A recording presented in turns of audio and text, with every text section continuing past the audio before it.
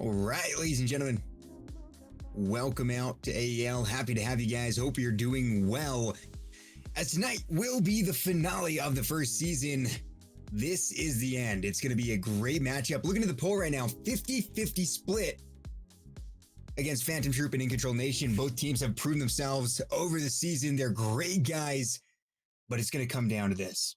My name is Sleezilla. I am joined with Blacksmith. However, Blacksmith seems to be a little bit deaf and muted, so we'll see whenever he returns, but we're chilling. There he is. Blacksmith, tell me, dude, what's going on? Hey, guys.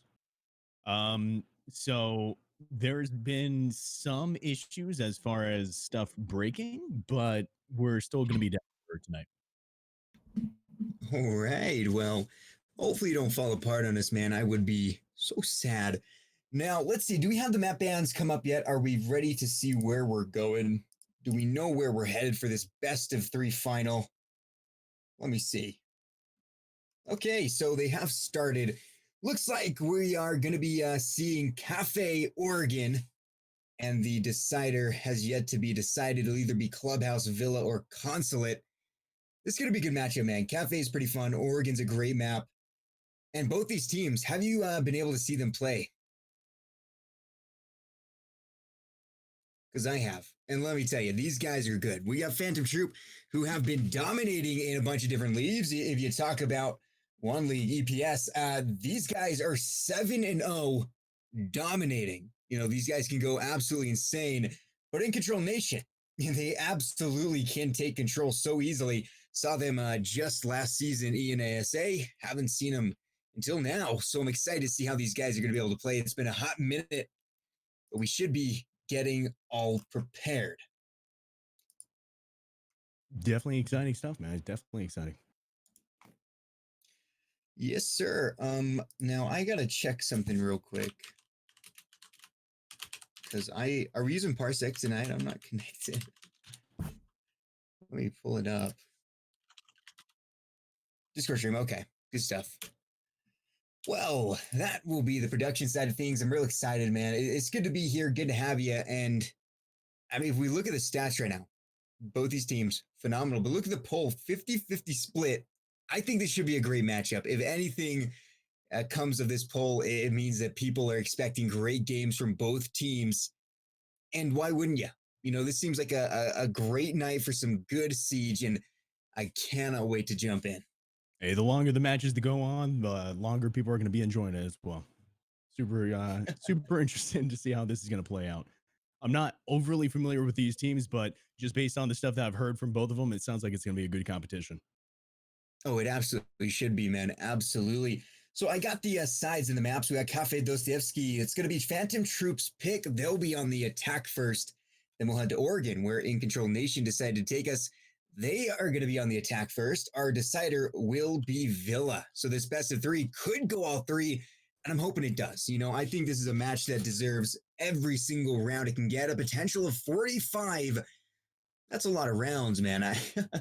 So I'm excited. Tell me, dude, what's your history of casting, man? Give us a little story on the blacksmith in here. So most of the stuff that we've done has mostly been through the community games that I've wound up hosting. I've also done some stuff to be able to help out with a couple different teams as far as some coaching goes. But as an overall picture, this is kind of one of my first situations to be able to help out here. Right now, we're working on the AEL rebranding that's going on right now. So that's kind of more my familiarity with everything going on. But I'm excited to see how the games actually play out. I know a couple of the people on some of the different teams here, and I've seen them perform firsthand. So I'm excited to see how they perform when it actually comes into a tournament situation. Well, absolutely, man. And may I just say, I think you've got a phenomenal voice, man. You could go far in the casting industry. I can already sense it. So hopefully we'll be able to work together in the future as well. So, going to be a great matchup. The big question is, what is going to come of it? And at the end of the day, who will be taking the dub? We still have a couple of minutes. The teams are getting ready, and well, they better be. It should be just a matchup to remember. Like I said, Phantom Troupe is not a team you want to underestimate. These guys, I've been around them a lot. If it's the same team I'm thinking of, they got people like Dami, you know, where we're talking about Poison, We got wings. They got so many great players. It can be difficult to really go up against them. So, I mean, this is a team that you do not want to underestimate. We got Dami here on a rating of 134 in EPS. He's got a 1.91 KD, averages 1 kill per round. The dude knows what to do. He's very good at his job, and I'm so excited to see these teams clash. Because I mean, I have not seen Phantom Troop taken out in any league I've casted. I can't recall them losing. I'm sure they have, but this is a very, very good team, Blacksmith, and I don't know. I So want to see if it's going what to be other leagues have prepared. you actually been a part of? Yeah, that's a good question, man. So I started out in ESA. That was my very first league. That's where I was brought into this world of casting. From there, I have a couple of different leagues I jumped into. Obviously with AEL, I got SCL, EPS, and now I'm just getting into SCS as well. So I think about 5 leagues, which is a lot. But hey, man, I'm addicted. Yeah, you can't stop me. It's a good time. I love it. Heck yeah, man. Heck yeah. Ooh, so we already got some guys coming on in. Poison. Now, Poison, I don't know if you know him too well, but this man is polarizing in his gameplay. I think at one point he went 0-11 in a game, and everyone made fun of him. But then he absolutely came back and just slapped, was a top fragger in the next game. So I'm excited to see how Poison's going to be able to go in. Kojin is a name that I don't quite remember from the original roster. Might be a sub, or maybe I've just been seeing subs. Who knows? But then InControlNation, it has been a minute, man. And so some of these guys I just straight up don't know. This is going to be a real fun matchup. I am expecting a lot from both teams. Yeah, for sure, for sure. So leading up into this point, because you have more of the understanding of Phantom Troop, what do you feel like they bring to the table in these matches? Phantom Troop is oh man, they really have been a dominant team. We haven't seen them lose against any of the big names. They've been able to play most teams that we really see, and we're talking about teams like Valkyrie, big teams and big names, and they've been able to beat them down pretty much. So I think the big thing about Phantom Troop is they're very, very confident in what they can do. They've got some great fraggers, and they know it. They've got excellent strategy, and at times it seems like they play with their foot a little bit. They are kind of maybe overconfident. Sometimes you do see them sometimes get a little bit cocky. Maybe they go up 5-1 and they decide to just goof around and lose that lead a little bit. But they always are able to, at the end of the day, come up and shut people down. And so that's what InControlNation has to be ready for. Last time I saw InControlNation was my first season in ESA. These guys were big names. Unfortunately, I think they were in Champions, so I didn't really cast them like more than once or twice when I was a sub. Gotcha. But I mean, I'm expecting a lot from InControlNation. They were able to fight their way up to the finals, prove that you're worthy to take down Phantom Troop. For sure. I was about to say, I mean, might not know too much about them, but we know one thing: they're in this best of three, and I think that's what's important Oh, here. absolutely. It has been a journey to get here, man. An absolute just slugfest, and they've made it through. And this is the culmination of an entire season worth of effort. So just waiting on the last couple people for Phantom Troop here, getting on in here. Oh yeah, it's gonna be a good time, man. I'm really, really excited to see these guys. Let's check what's going on. So we got a couple guys in chat. What's up, Trippe? It's good to see you. Trippe's from a couple of leagues I cast for as well. Always a good time, man. We love seeing some boys out there. But I think this is going to be really fun, man. It should be. We have some great, great players. It looks like the entire InControlNation rosters here. So we got Yasuke, we got Gad or God, we got Bone, we got Kojin, we got Sherbulin. So Kojin, he was on Phantom Troop for a second there. Looked like he was on the team, but he went ahead and shifted over to InControlNation. And I judge a lot of teams on the question: does everybody have the name of the team in their username? And so far, Phantom Troop is 0 for 1. Well, we got 2 out of 5 here for InControlNation. So if anything, as of right now, these guys are at a nice little advantage. It would be a 1v5 if we went into it. So hopefully Poison can invite his teammates and they can get in here. You got to stay all synced up together while you're in these matches. That's for sure. Mm-hmm. Yeah, it's It's crazy, man. So you said you had a little bit of experience coaching. Tell me about that, man. So one of the teams in here actually, I was on a team with a couple of them.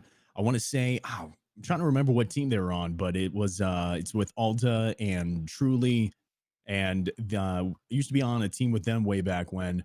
And after that was following up, it's Amarok, the team Amarok. Uh, we were able to hop in some games, and I was able to take a look at some of the people, see how their plays were going through. So as far as the casting stuff goes, it mostly comes down to me going over what they were doing, how they could have pushed better, what they were working on, things of that nature. Um, Okay. but yeah, how long have you actually been in the Siege community in general? That's a really good question, man. Let's see. I came in pretty recently, man. Gosh, what was it Wind Bastion when Nomad and Kite came in? That was my first season way back on PS4. So let me look. When was that? I actually don't remember exactly I'm not sure. when. Let me do a little quick Google here. Yeah, yeah. I So it know I looks was. like November 2018, man. Oh So wow. about a Okay. year and a little bit. So where actually did you come from Um, playing? Because that's, I mean, to me, it just seems like somewhat recent. So what games did you actually come from? And to be honest, man, I've never been like a real competitive gamer. I've always loved casting, and so I would just kind of I tried playing COD for a while, you know, the old Call of Duty casting for them, but it's just not fun. So I got Siege, and I started this thing called the Casual Pro League, where I'd hop into a casual match, rip casual by the way, and I just run around casting for them. Yeah. And you know that's where I grew to love Siege. I still suck, but by golly, it taught me that I love casting. Hey man, as long as you enjoy what you do in the game, that's what's important. Absolutely, man. It's always a good time. You know, they say, you know what? You can have hard support, you can have soft support, but it's not every day that you get a little bit of moral support. And that's what I try to bring. They need a moral support operator. It just plays jams the entire time. They should replace Malusi's gadget with just a boombox. Oh my gosh. I'm down for that. That would be like awesome, man. Not only does it slow you down, it also just fills your ears with hype music. So it's like a buff and a nerf at the same time. You don't exactly know what's going on. We I have feel like Croco that would joining be ultra finally. rage. Oh my gosh. Oh, Malusi, man. What are your thoughts, dude? The new season's going to be dropping pretty soon, and that means new operators are going to be coming out of quarantine. That's going to be Ace and Malusi. What do you think they're going to do to this competitive scene once they hit? I'm not gonna lie. I feel like Malusi is gonna be one of those strategies that mostly revolves around either counter rushes if the enemy's team is being really aggressive, or if she's probably gonna be put out in some situational areas. You know, I feel like Ace, on the other hand, if they don't ban him, he's definitely gonna change up how professional league plays these matches coming up. Because there's only so I it totally just seems agree, like man. there's only so much that you can do to be able to counteract that. Hmm. It's true. And it's like four hard breachers now, including him. You've got Thermite, Hibana, Maverick, and now Ace. So we're definitely getting a lot more solutions to those pesky problems. But I still feel like Thermite is always going to be just a great option. You know, maybe he doesn't have the most. He just has two of those exothermic charges, but they open stuff really, really well, Oh yeah, and for they sure. can be difficult to trick. I mean, And that you his you can't weapons really don't choke trick with either. a kite. That's true. That's true. I think what it mostly comes down to when it comes to characters like Thermite, at least in these types of cases, is that a lot of the people who wind up playing in leagues like this, they've probably been playing since the beginning anyway. So they just have so much more experience playing around with Thermite that they already understand the Mhm. gameplay. So it's not something that you need to constantly relearn as you're going through. It's something that you can very naturally just hop into and be able to take control of that match right on point. Absolutely, man. That's so true. And looks like we're just waiting for one more person. We've got a lot of the names in here. Poison, Adapt Wings, Proco. We're just waiting on Dami, kind of the star of the show. He's always the guy who gets interviewed. One time he had a top knot. It was very cool. But talking of those operators that have been around from the very beginning, I feel like those original operators are still the most influential on the board. I'm sure you've got guys like Echo, you've got Maestro, but I mean, you can't really have a team without at least one of those fantastic original operators. There's always at least an Ash, a Castle, a Smoke, a Thermite, a Sledge. There's going to be somebody on the board that is one of those first year operators. It is insane just how integral they are to a siege team. Oh yeah, well, I mean, when it comes down to it, and you see some of these other operators coming out that kind of play around the fundamentals, but when the first operators were coming out, they didn't have to account for necessarily the other operators as much in that sense, right? There Mm-hmm. weren't gadgets that constantly counteract each other. So it was more of that situation where you just had to have operators that fundamentally work on the maps and in the gameplay, so that coupled with the experience that people have on these operators, how smooth that they feel, it all boils down to you're gonna wind up seeing those year one operators every single time. Mm-hmm. It's so true, man.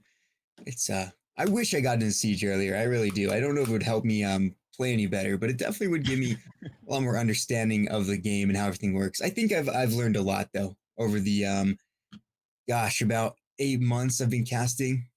But we're looking ready to go. We have everybody in. We're gonna be looking for ours, and this is exciting It's going as up, it's gonna be and Phantom Troop here we go. and the InControlNation. Oh man.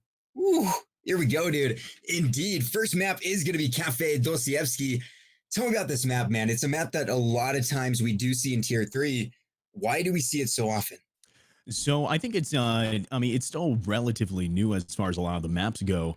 However, I think that the changes that they wound up bringing a couple seasons ago really shines out here, to be able to play not only for I think it's relatively balanced as far as the attackers and defenders here go to be able to counteract each other. And I think because of that and because of all the new things that come with the map, there also comes a whole lot of new strats that people are loving to be able to try out.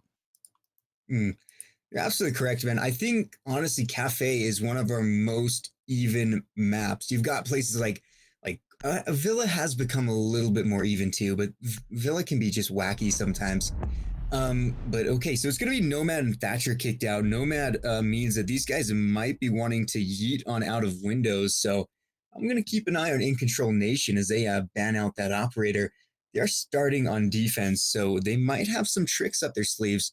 But this is definitely a very well balanced map. I mean, even once what was considered a incredibly strong side of Bar Cocktail has recently fallen out of favor, and Wamai ban is pretty big news. Wamai is one of those operators that you love to see on the pixel, right there, staring down into that lovely piano room, making sure nobody can just come in.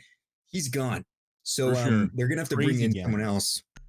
Mm-hmm. Crazy gadget, and you definitely want to try to eliminate as many of those ARs off the defensive side as you can. They're super effective.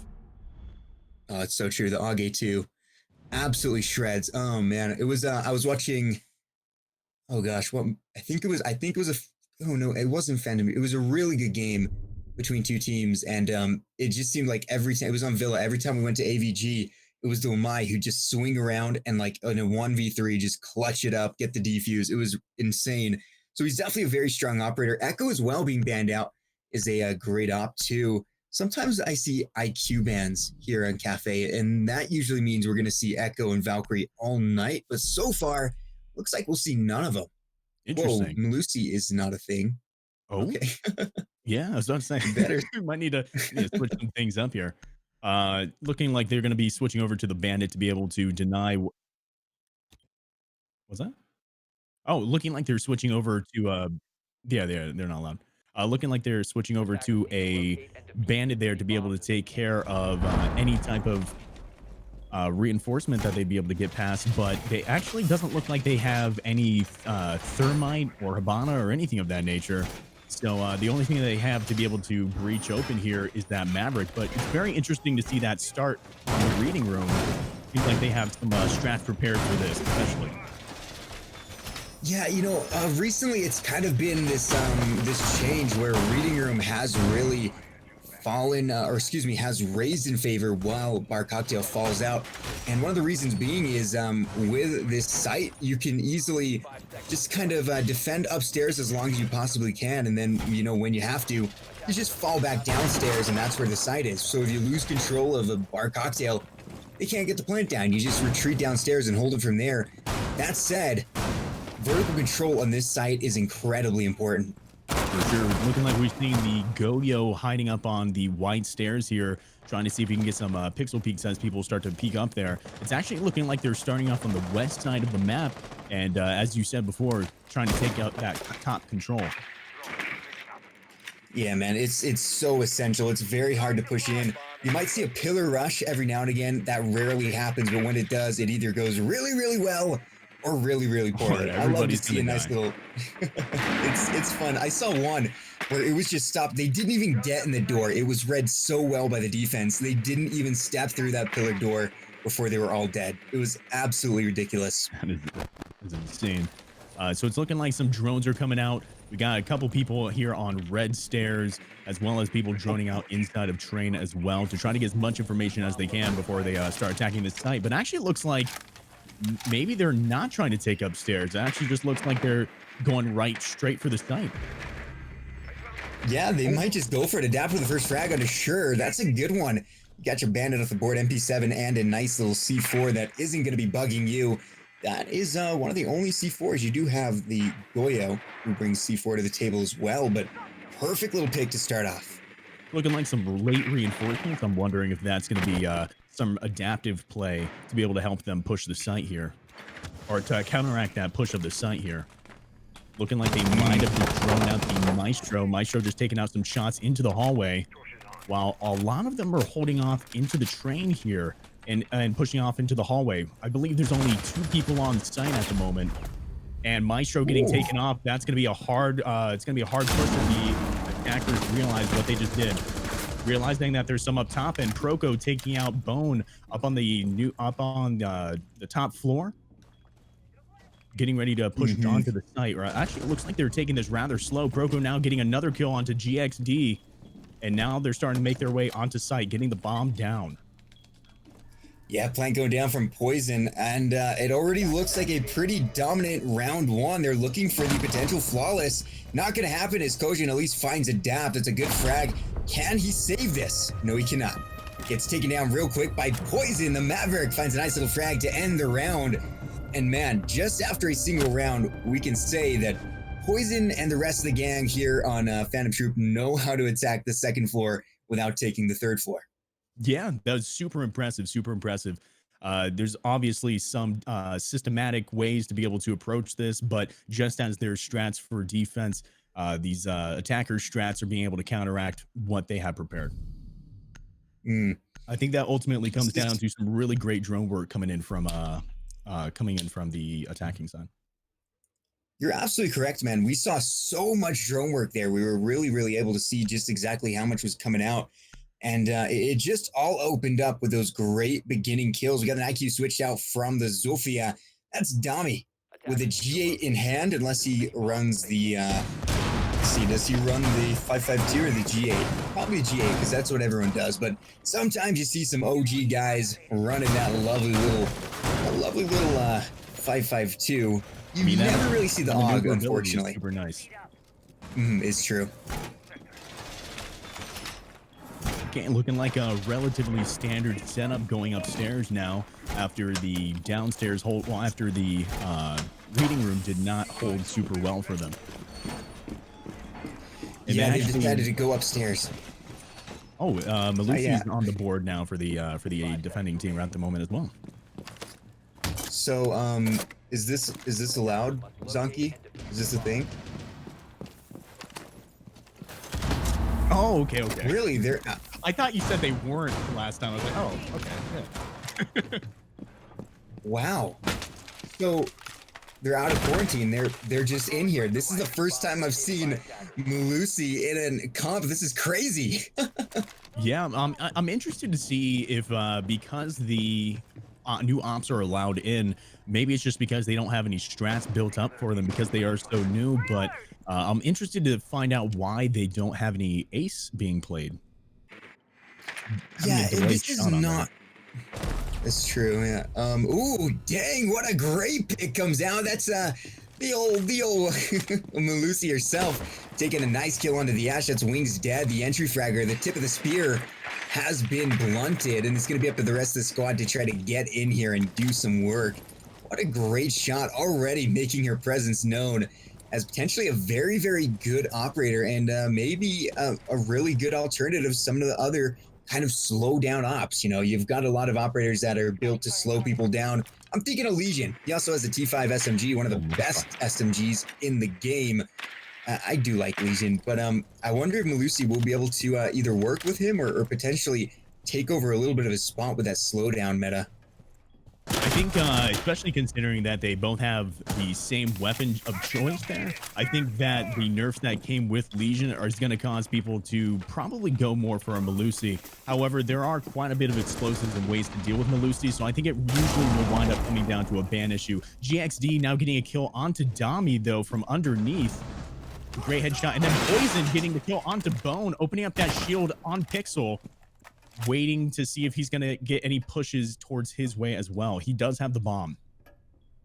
He does indeed. That's the old Maverick. The man hasn't died yet. Poison doing very well for himself. I like what he's doing here. Taking out a lot of utility. He's going to be taking down those Melusis as well. Like you mentioned, explosives do very well against them, and this is a lot of explosives happening. But Yusuke takes down Proco, and that's a nice pick as well. Now the advantage does wholehandedly go in InControlNation, a one-man advantage with some of the best options you possibly ask for in the end of the game. You've got the Maestro.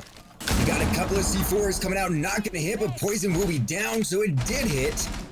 I don't think he knows if they're down or not because points are off for this game, so you'll be unable to tell. But just like that, the headshot from Yusuke cleans it up, and round 2 goes to InControlNation. It was a good job holding those angles there at the very end. Even though they didn't know that the C4 did anything, they were able to hold a little bit of aggressive angles there to make sure that they were taking advantage of the fact that it was now a 2v3 situation. I mean, that was a great opening pick. To take off Ash right at the beginning just showed a little bit of dominance that I think they definitely needed to show. Bare their fangs a little bit, and it just feels so wrong seeing Melusi, man, but it's so exciting. New operators, this is awesome. So yeah, I think the good thing with Melusi is, I mean, in this meta, which is absolute utility drain, Melusi just adds more utility that you have to drain, and I think that could be good for the defense, but it's definitely not where a lot of people want the meta to continue to go. This utility drain, this 20-second meta, it causes a lot of 2 minute and 40 seconds of just kind of nothing and just setting up, and then that final 20 seconds being absolutely insane. So I wonder if she is going to contribute to that. I'm also excited to see where she places her actual gadget around. It's going to be most likely in the best possible places, and it looks like they are putting a little bit of reinforcements upstairs in reading room as well. A little bit of desync happening there for Bone going up to reinforce that wall, but it was already being reinforced. Hopefully he has a new location to be able to place those walls. I think as far as the team comps go for Melusi, I think it's mostly going to revolve around what the attackers bring. So I think that either if the Melusi is being the most challenging part of the defensive side, that the attackers will have to react to that. However, I think that if I believe that it's also a good counter on the other side as well for the attackers having to change up their complete team comp to be able to go against the Melusi. I think she's definitely going to be kind of a game changer once she starts to hit some more games here in the future. Absolutely, man. I think she's going to be huge. So we're downstairs in kitchen. This can be a pretty dang defendable site, but already a lot of great control coming out from Bakery. That is not exactly what you want to give up too early unless your plan revolves around it. But Adapt and Wings really moving in quickly. You got the nice little Maverick opening up a hole here. He's going to be able to chug nades through, do whatever he needs to. And I'm interested to see how they're going to do this. Like you mentioned, no Thermite, no Hard Breacher, no Ace, just our man Maverick. So that's a whole lot of pressure on our boy Poison here. It is, dude. And I mean, Maverick tricking is one of the most dangerous jobs. Adapt, what a shot! Takes down Kojin, and that's a 4v5 immediately in favor of Phantom Troupe. Great team play happening there from the Maverick and the Buck, opening up those angles and immediately covering him as he does. The one thing that's definitely an issue when it comes to Maverick on these situations is how exposed that he is when he's opening up these holes. But as long as you have a teammate there to back you up, you're going to be good to go. Now it's looking like they're both on their drones, but that mute is definitely going to stop them from being able to push here. With the Jaeger Yeah, lack of upstairs with intel. the smoke, it's looking like actually Jaeger's gonna get taken out by the IQ out on the balcony. IQ's just trying to walk upstairs to see if she can see that smoke there. I'm not sure if she knows that he's there. Yeah, it'll be interesting. It looks like a nice little refrag. That's going to be Malusi taking down Adapt. The first frag comes out from InControlNation on their part. And this bakery is going to be really deadly. What a beautiful pick comes out. That'll be Poison opening again. 4-1. This man is killing it early into the matchup, but he's going to get tagged up hard. It's a 4v2. So it's looking good for these guys, but you just never know exactly what's going to go on. Dami takes down GXD. Wing shuts down Yasuke, and that will be round 3. A very good opening, I guess, quarter for these guys over on the side of Phantom Troupe. They took 2 out of 3, which will line them up for a 4-2 half. They're looking like they're getting set up pretty well here. It looks like they're very comfortable with what they're doing right now. I'm seeing some kind of some misplays, especially with the setup from Incorporated here, and it looks like they are kind of having some issues uh, adapting to what is coming out from the attacking side here. Hmm. Ooh, good grief. We see a lot of big operators on that defense, man. And the twitch coming out from Dami is a direct counter to Mira. She can, she can use her drones to just go ahead and shock them out. The mute could be a little bit of a problem, but once again, a good twitch can take care of that. The F2 was once held as one of the best guns in the game, has kind of fallen from grace. It's become a little bit unwieldy. Not exactly the best gun to bring into a fight, but still a very powerful weapon in the hands of the correct user. And Dami, he can be the correct user indeed. So back downstairs the kitchen, will this be a mistake? We'll have to find out. They won pretty handily last time. I think it was a 4v2, 3v, I think it was a 4v2. When things started going downhill for InControlNation, you saw that beautiful shot from Poison onto the Malusi right just around here. Just hiding behind the old kitchen, and it didn't work out for him. So the Mira play. Mira's another operator that absolutely changes the way the defense has to play and changes the way the attack has to attack. She's a great operator. And what do you see in Mira? I think Mira here is a pretty good choice, not just the Mira choice as a general operator for this map, but I think it's going to be really good for InControlNation here. I see that a lot of their plays usually come out. I mean, if you take a look at the round that they actually won here, it was through holding angles. The attacking side here are putting themselves in a lot of vulnerable situations, and I think that having more of a strat based around holding angles is going to be more beneficial for InControl here, for sure. Absolutely, man. And I mean, Mira is an operator who's almost banned every single game. This poor chick hardly ever sees the light of day, so it's really exciting to see the old Mira come out. Bone already going to be under 25 HP. The man got in an early fight and was scolded by his parents. They said never do that again. We got a nice little Proco on that Gridlock. Gridlock's a great operator in slowing things down from the defense, trying to get the flanks on. Pretty impossible when you're just stabbing your feetsies. You got to be very slow, but sure, Bullen not going to let it stop him, take him down. The old Dami, bye by Twitch. That's a great beginning. As once again, I think we've seen that the opening pick usually leads to the round 1. I think that's what we've learned in the first 3 rounds. In addition to that, that's going to continue. In addition to that, that's a huge pick onto that Twitch, considering that they have the Mira and that they're playing very heavily around that. They're not going to be able to have as easy of access to being able to take out those Miras. That's so true, man. That's so true. She's going to be able to hold those. The team's going to be able to hold those with ease. But they still have some great control of that bakery, but it's just going to be so difficult to push in. Poison going to get tagged up immensely, but it's Wings who does go down. Finished off. It's a double kill. As Poison will drop as well. Koshin and GXD. Now Isuke is going to drop a good kill from Broco, and it's a 2v4 situation. It's not looking good for Phantom Troupe here in round number 4. Another is Adapt takes down GXD. Maybe it isn't looking so bad, but Broco continuing to take so much damage. This is going to be a tight one for Phantom Troupe. Without the lack of flanks happening here on the attacking side, it's definitely going to wind up being an issue for them to try to take control of this round. They're not going to be able to get the upwards angle that they've been relying on this entire time, and that's definitely going to wind up hurting them. Although actually might be able to get a slight angle here if it doesn't work against them from the Mira. Everyone here is just holding angles. They know that they have the time, and they're just waiting for that final push in that last 20 seconds for them to be able to take control here. That 20-second meta is indeed something that we see over and over and over again. Proko goes down, this diffuser dropped, and that might as well be the ending of the round. Bye-bye, says her man, as that'll be Bone taking down Adapt for the final kill of the round. Beautiful job from the defense, as they, like you said, held those angles, did exactly what they needed to do. They didn't play out too risky, and they shut them down very, very well. Hopefully they'll be able to keep that in mind as they're moving forward here. I think that if they start basing more of their team strats around holding those angles, I think it's going to come out a lot better for them. They're getting those operators that are able to slow them down, or at least give call outs to be able to call out to their roamers that are able to hold angles and completely kill the push that's coming from Incorporate here.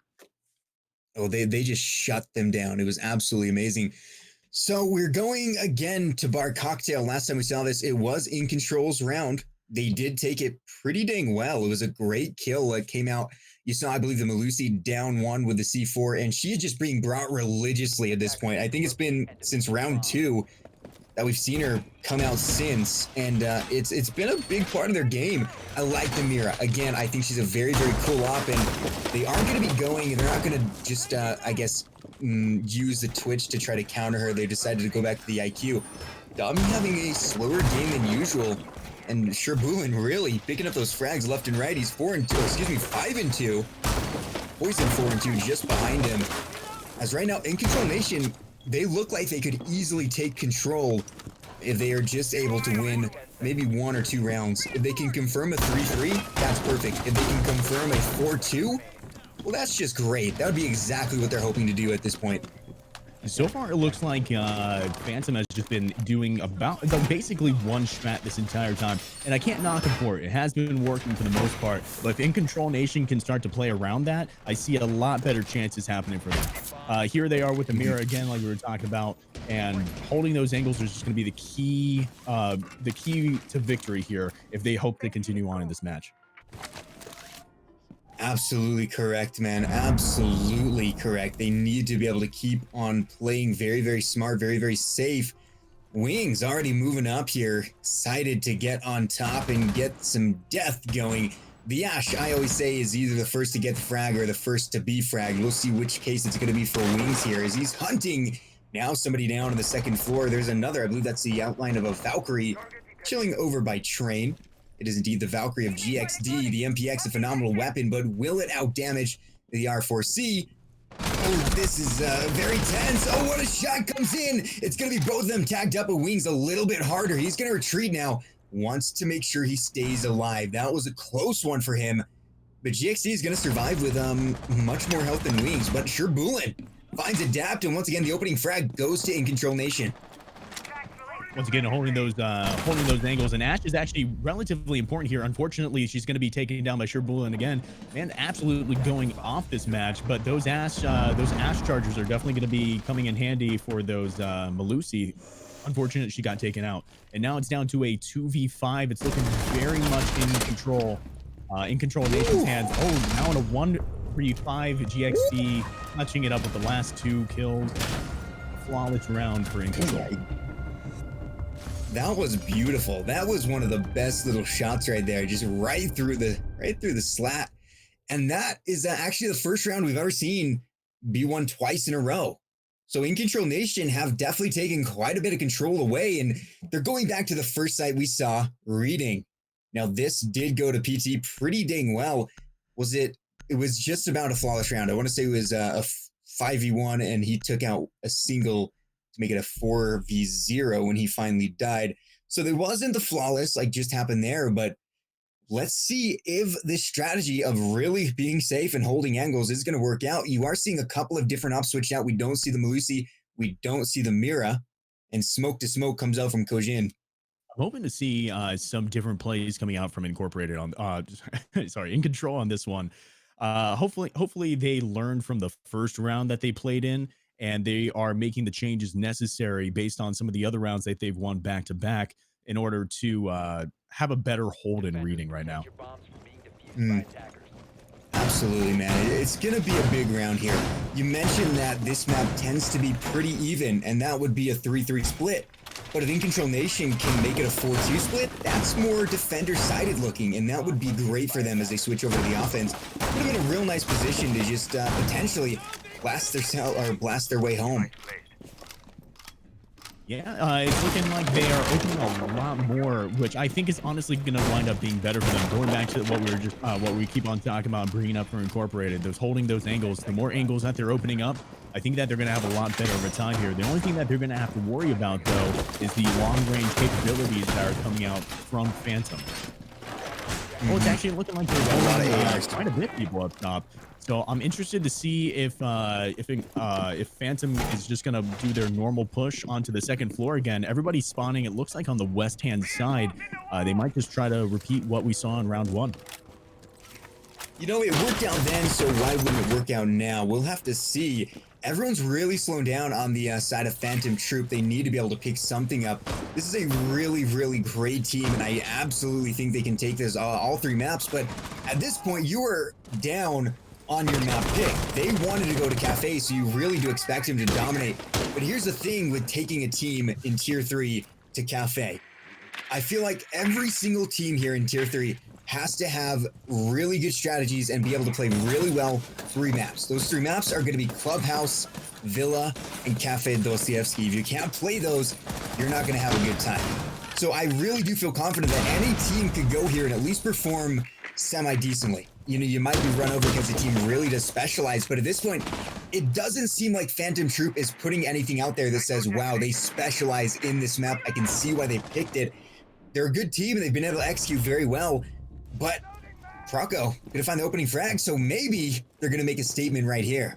Might be able to tie it up here. That C4 coming out though.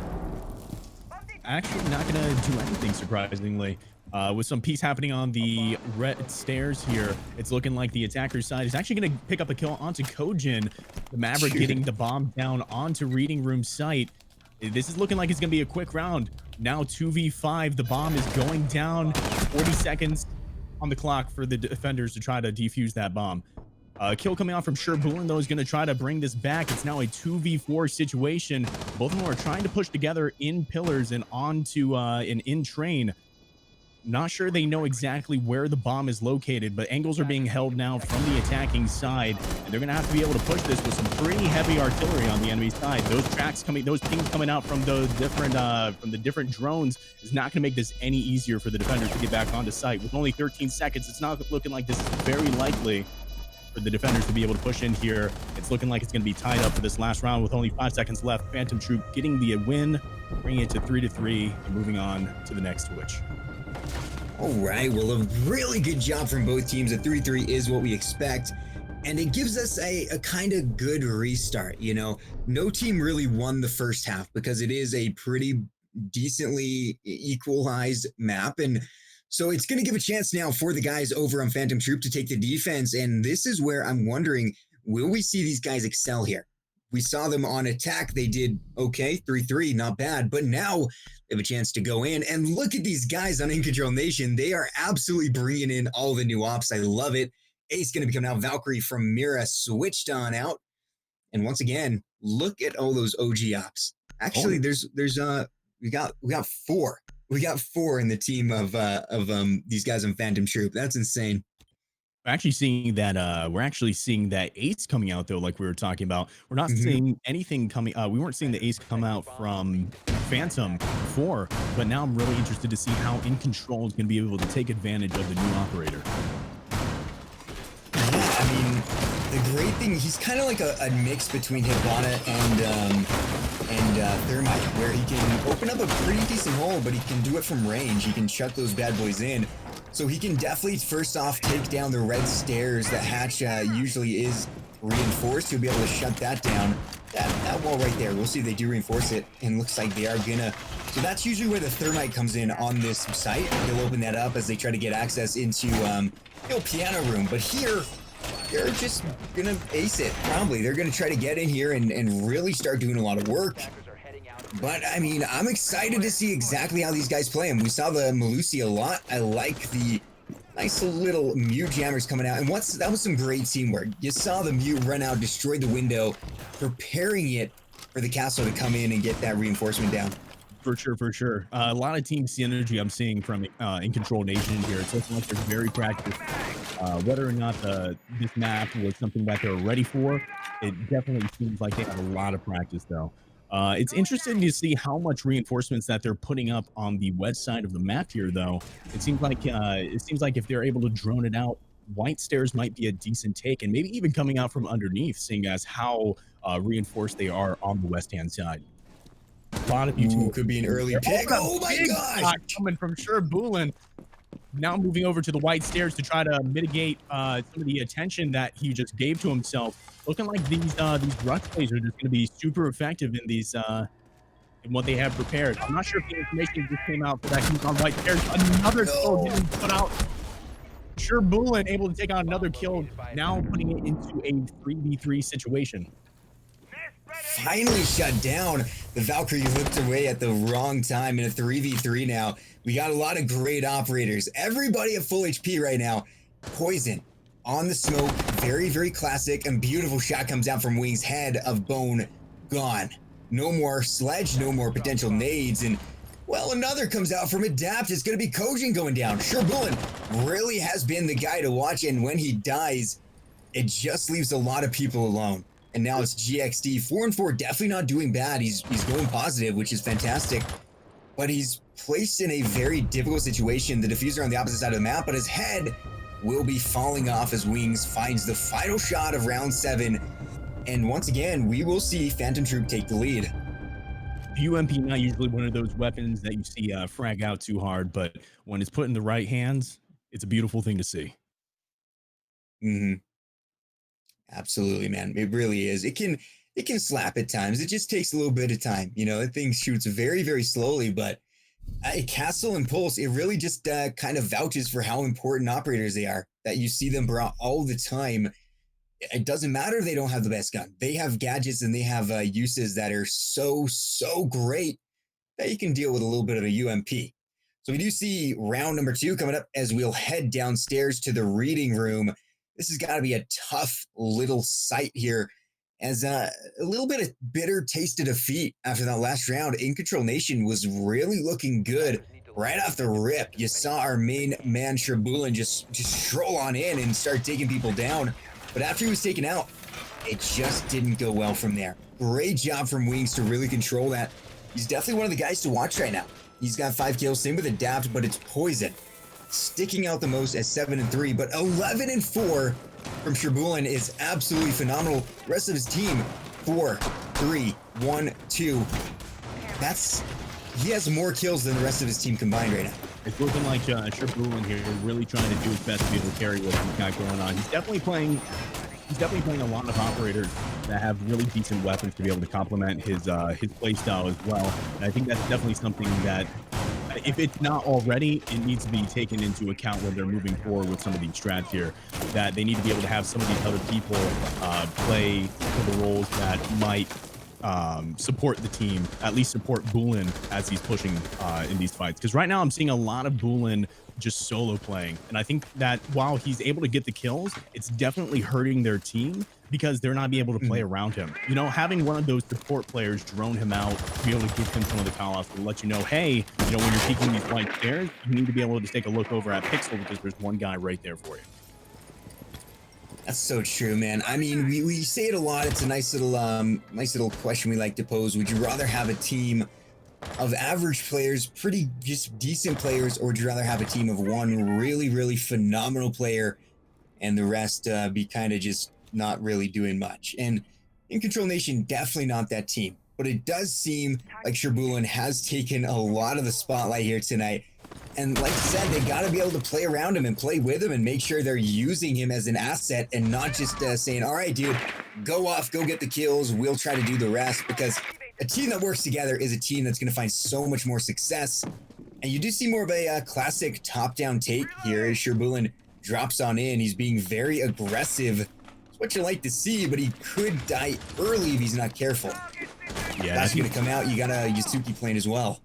I think that's going to wind up being a lot of the issues here. They're not using a whole lot of utility to be able to take out a lot of the a lot of what the defenders have here set up.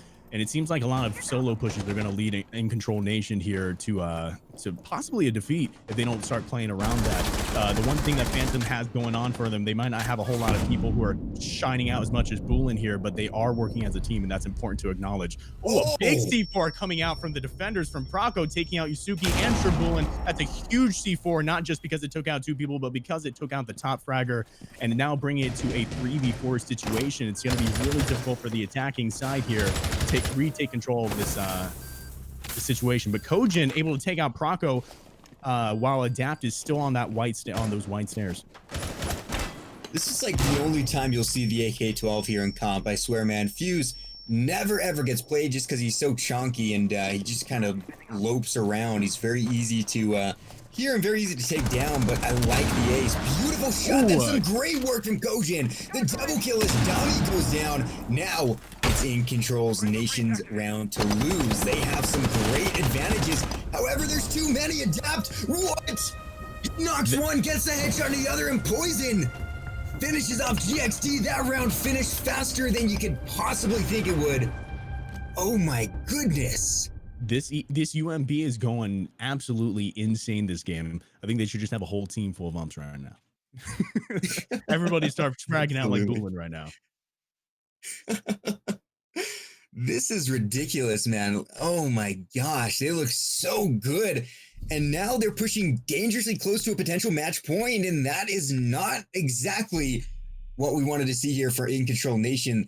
That's being said, it is not their map. This is Cafe. This is where Proco and the rest of the gang wanted to head. So maybe it makes sense that they're doing well, but it's not quite over yet. We still have at least 2 rounds. If they win both of them, we go on to Oregon. But we're only 2 rounds behind here for InControlNation. They could easily swing back and come get them. We'll see if that'll be the case while I was rambling. Did we see a Malusi get switched over to something? I thought I saw her. The Malusi guy switched over to a mute to try to be able to counteract some of the openings that they're going to be able to have here. It looks like they might be able to take some of that stuff up if they choose to go upstairs with the IQ, seeing as Thatcher is banned. However, with the Ace and the Habana, it's going to be a really hard time keeping all of those walls secured. That Mute is hopefully going to be able to take control of some of that stuff, considering how much utility Mute brings as far as the counter push.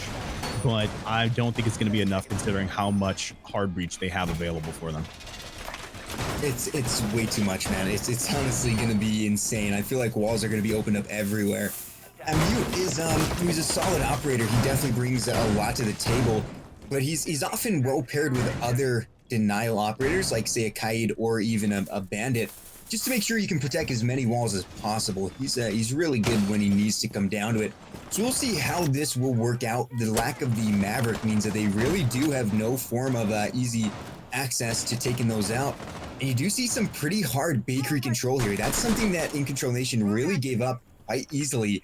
And it looks like it's going to be contested by Wings here. Watching and waiting. Adapt as well. These guys are playing pretty dang aggressive up here. No shield to cover him, just a couple of ADSs and a little bit of a drain. If the attacking side actually want to take this win here for sure, one of the things that they're definitely going to need to pay attention to is the operators' choices that the defensive side have taken. With the AR and Proco's weapon as well, the LMG coming out, that's going to be about the only chance that they have for long-range engagements. But it looks like it's not even going to matter. That Wings able to take out Shobulin and Yusuke able to take out Adapt.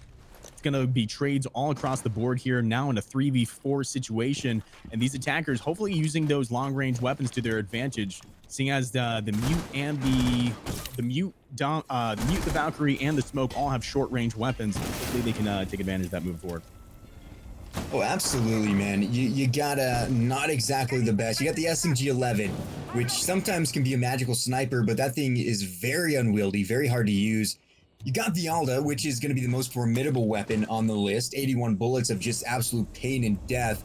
And then the MPX, a little bit of a pea shooter, but you know what? I think it's a fun gun to use. Look at this, Ace doing his work. Look at him go. But it's GXT with the frag on Broco. That's going to be another dead, as that was the man we were talking about. Maestro has bitten the dust, and now it is just Poison and Dami in a 1v4, or excuse me, a 2v4.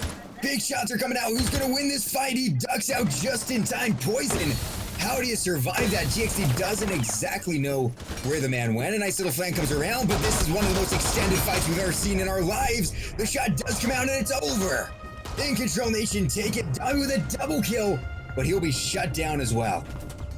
Excellent play coming out from InControl here as well, though. We have to be able to acknowledge some of the things that they were able to defend against, despite Phantom being able to push on to site very well. I think a lot of what that came down to wound up being weapon choice during all of that. While the operators made sense for what they were able to do, it was the weapon choice that I feel ultimately determined the fact that they weren't able to take a lot of engagements unless it was a 2v1 situation, and even those were kind of hit or miss.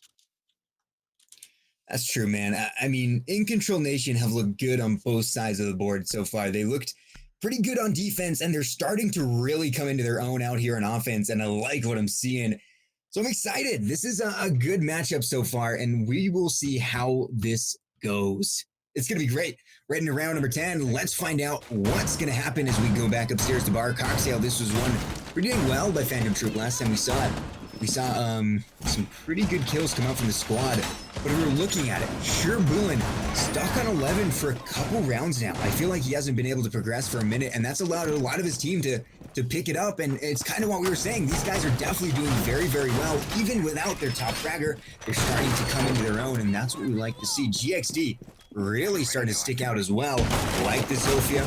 People who play Zofia usually very, very good at what they do, but they still have to look out. Poison, Broca, Adapt, Wings, and Dami have all been deadly forces. Dami been a little bit quieter tonight than what we're used to.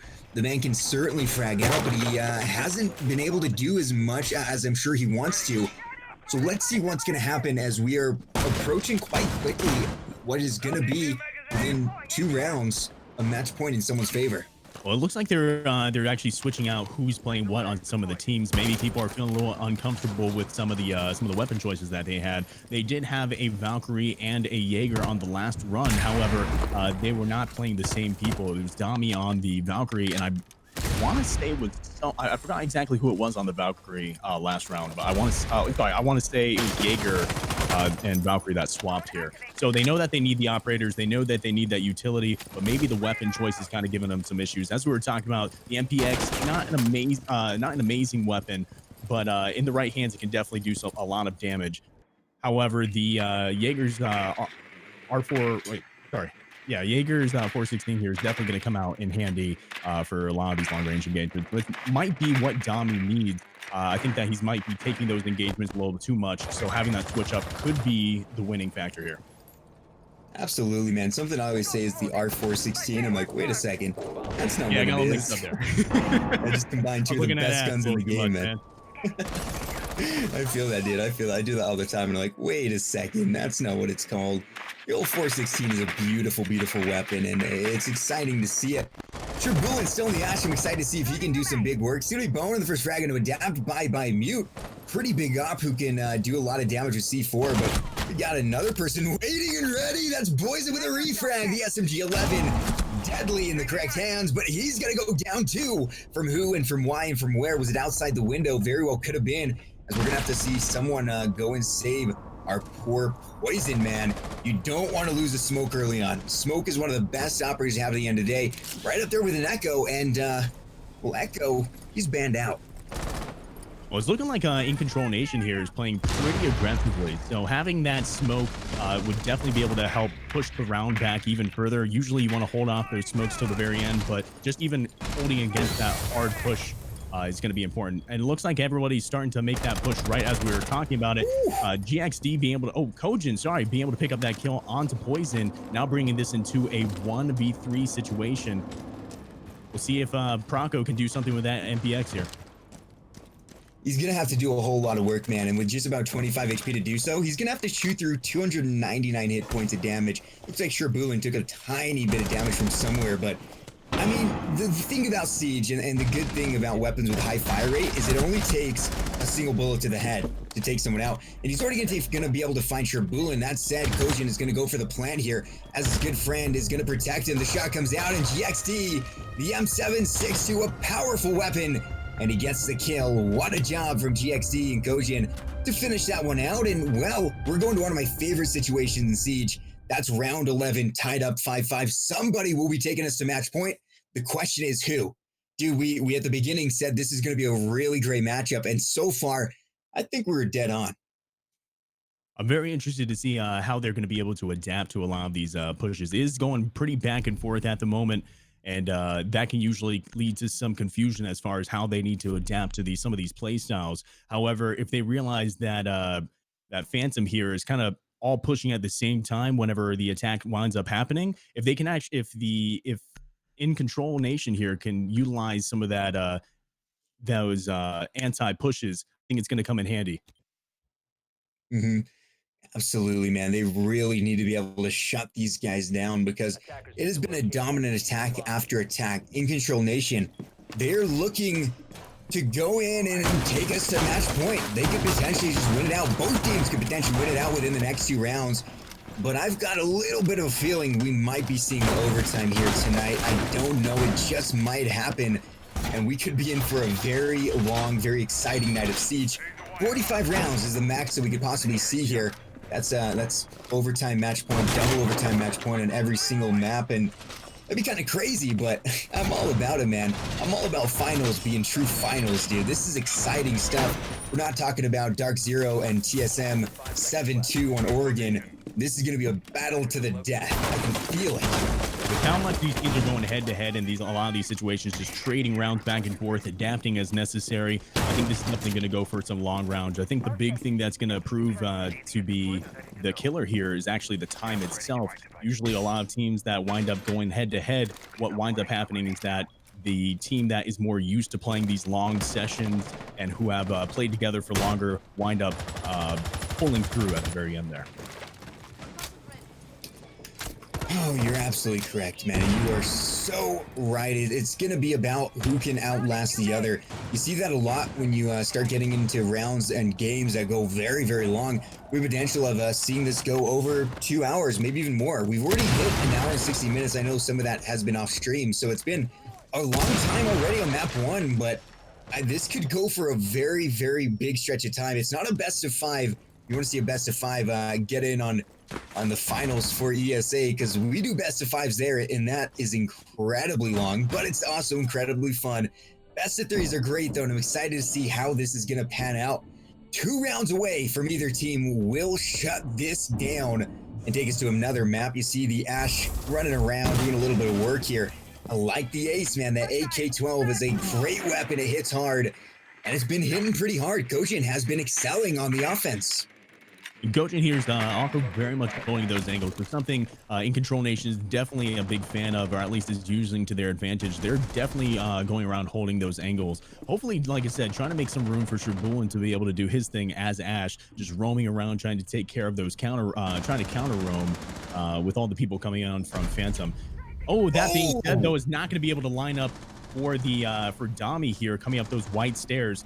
Not prepared for that push coming through. I think definitely needed that drone to be able to help him out there. Even though he probably heard him coming, he's not able to react just fast enough. Dami now trying to, looking like he's getting into another engagement, trying to hold reading room, knowing that there is a presence downstairs. It's going to stop Phantom Troupe in their tracks to try to take care of that situation. Dami here with a very formidable weapon is probably going to leave them stranded if they need to push on site and get flanked. Okay, well, I've just got a little bit of information from the stream. Apparently, Sherbulin is actually Sherbal. So, ooh, what a shot in the booty by Bone. Takes down Adapt, and, okay, I'm going to have to start calling him Sherbal. We've been calling him Sherbulin for the whole time, man. I feel like a dummy-dumb, but hopefully that's actually the way it's called. Sure. I mean, you never know, but Sherbal. GXD on a Preco. It's a great frag, the M762. Let's get a formidable weapon, and all of a sudden, the advantage does go to InControlNation, and look at this side take. These guys are just doing so much work. Poison goes down, more and more death is happening. It's a 1v4 for Dami. He's gonna have to ace to win this out. And he's not gonna do it. Only taken out by Very a Woo. little anticlimactic there from Tommy, but you know he definitely tried his best on that roam game. He probably needed to get up to sight just a little bit quicker, but that was a very aggressive push coming in from Phantom, and those smokes not able to slow them down at all. The angles being held very well from Phantom as they were able to make that push, and now we're switching sides. Yeah, dude, we are getting close here. We've got one more round before we head into overtime potentially. So it's going to be one more defense for Phantom Troop to figure this out. They're going out of the second floor, reading. This is another site that they won, but I mean, they won bar once and then they lost it twice. In fact, InControlNation winning 3 rounds in a row really put themselves into a great position. It was 5-3 until they turned it around, flipped it on the head, and a ying coming out from Sherbil. Oh boy, I like the ace. I like the ying. I like this.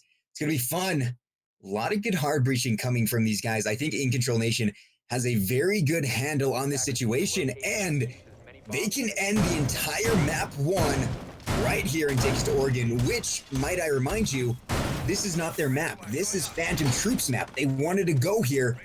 So if InControlNation wins on their map, that is a big show of dominance, man. That is a huge flex. I mean, it's definitely looking like it's Phantom Troop map, though. However, despite the fact that they are in this type of situation, it shows that how they were able to attack and work well with each other during those attacking rounds that they have prepared for how to attack this map.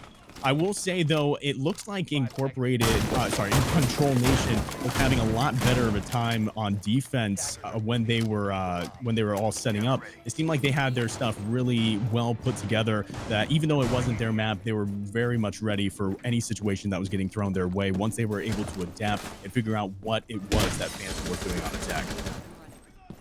Absolutely correct, man. And now that sides have switched, it's InControlNation on the attack, and they've been doing pretty dang well. I mean, we saw 3-3, so that means in order to go to overtime, it's got to be another 3-3. In order to win, someone just has to do a 7-4, or excuse me, a 4-2. And InControlNation is on the precipice of doing just that. It's going to be a lot of work. As we see, I believe, once again, Dami switched back onto the Valkyrie's wings, back onto the lovely little Jaeger. Nice little mute play coming out, but Dapt with a double kill. Sherbil and Bone drop as he's outside. He's running around. He's got all the time in the world and makes it back inside. The dude is deadly. All of a sudden, the score or the man count is cut down almost in half. And InControlNation might be in a little bit of trouble after a great play from Adapt. I'm telling you, man, that UMP has something special in it. He's loading it with some kind of something. I don't know. It's got the juice, man. It's got the juice, and it's definitely being able to take out a lot of members on InControlNation here. Some of the C4s looking like they're coming through, be able to open up that hatch and be able to take the site coming on real soon.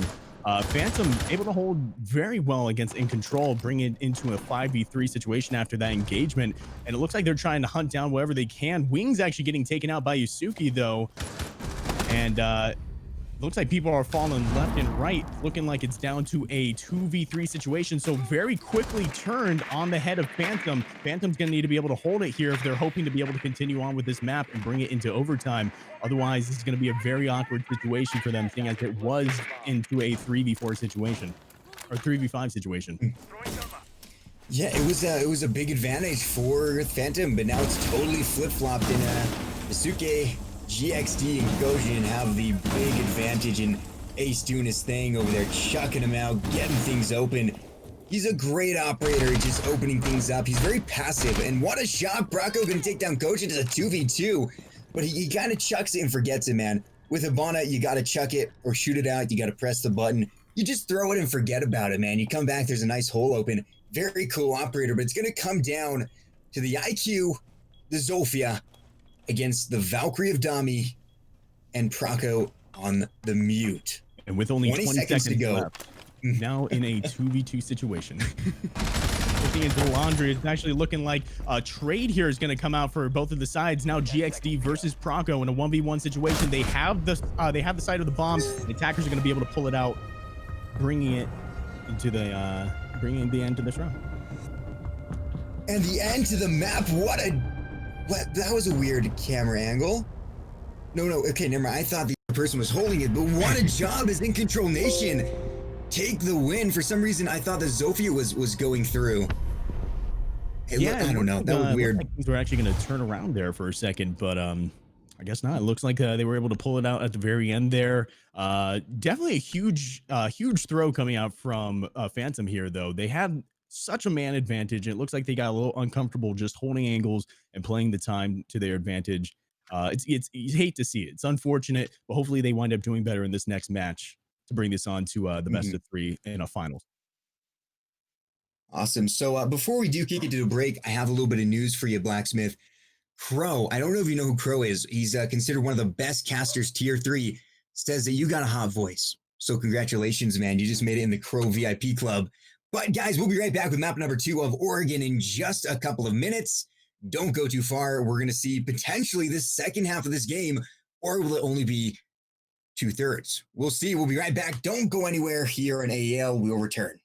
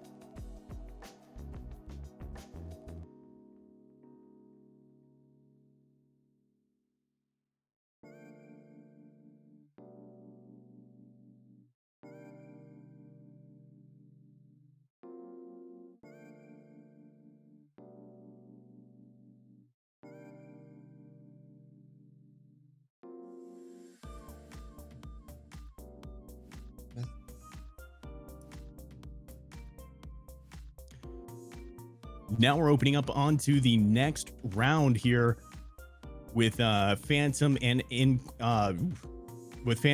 Control Nation. Bring us onto this next map, Coastline.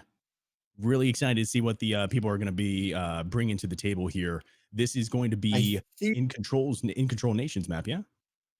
I think it should be Oregon here. Oh, So is it actually Oregon? Okay, my bad. yeah, no, So it you're looks like good we're because gonna that's what we have up there. So we'll make gotcha, sure that we gotcha. go on over to Oregon because it would be unfortunate for us to have to get a rehost, but we should be good now. We got everybody good and going. Make sure everybody's attacking correctly and get the names logged on in. But it's been a really good game so far. I mean, we can't doubt that. Both teams have come out. They've worked very, very hard. But at the end of the day, it was In Control Nation who absolutely dominated the second half. They were able to hold off Phantom Troupe to a 3-3 opening, I believe, on their defense. And then on their attack, they dominated round after round. It was a great job. And I'm so excited to see them on their own map pick of Oregon. So, Blacksmith, Oregon is a pretty new map, or I guess since the update is a very new map as it has come back into rotation.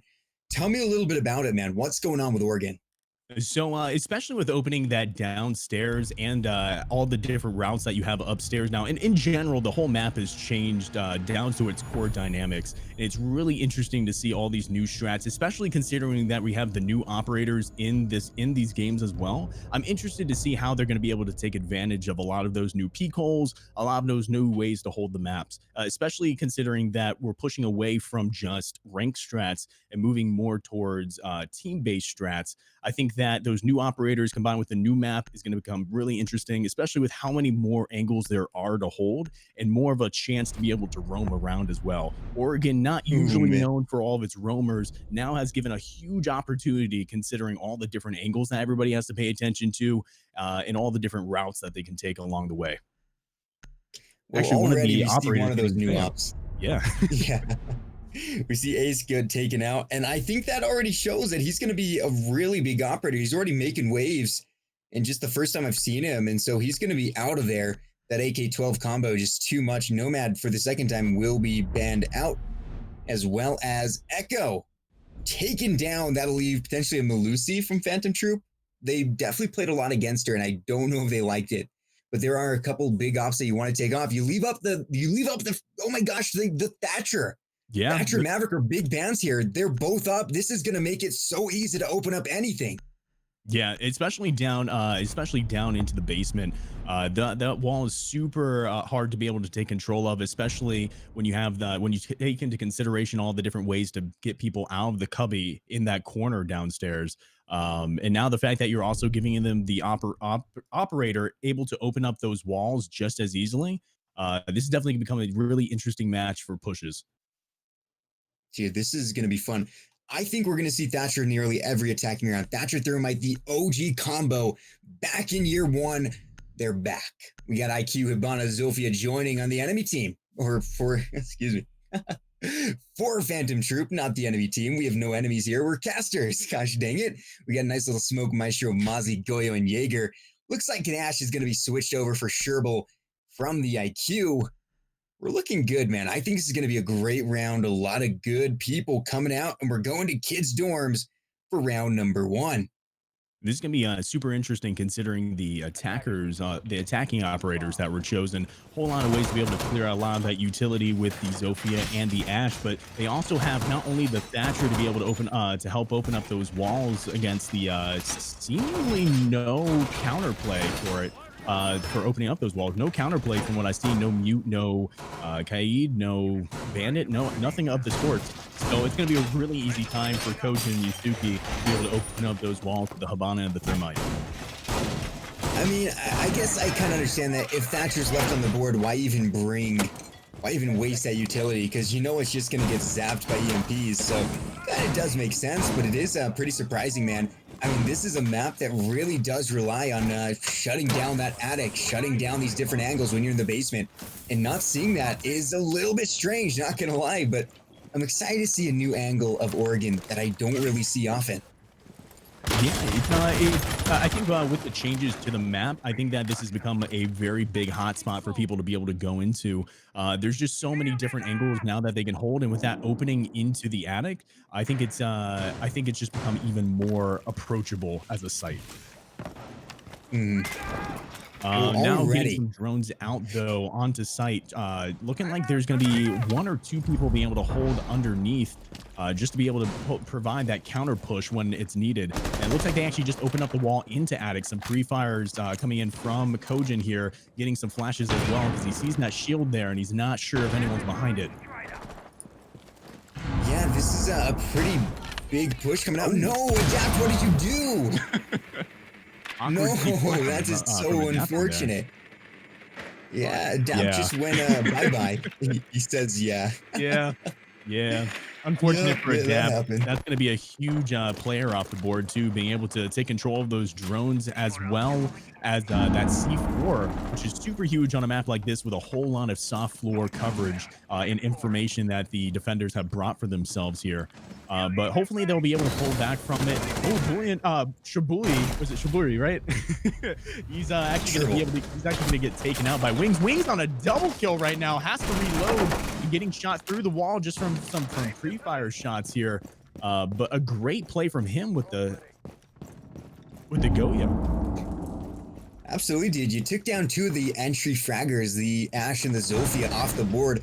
You talk about the tip of the spear. Well, now they're completely gone. But Kojin says, hey, the 5.56 isn't a bad gun at all. Finds one. Is that a second? It is. His Wings goes down two. It's a 2v3 situation in favor of InControlNation. You got Praco and Dami left alive. Two great weapons that you'd love to have at the end of the round on the defensive side. But will it be enough?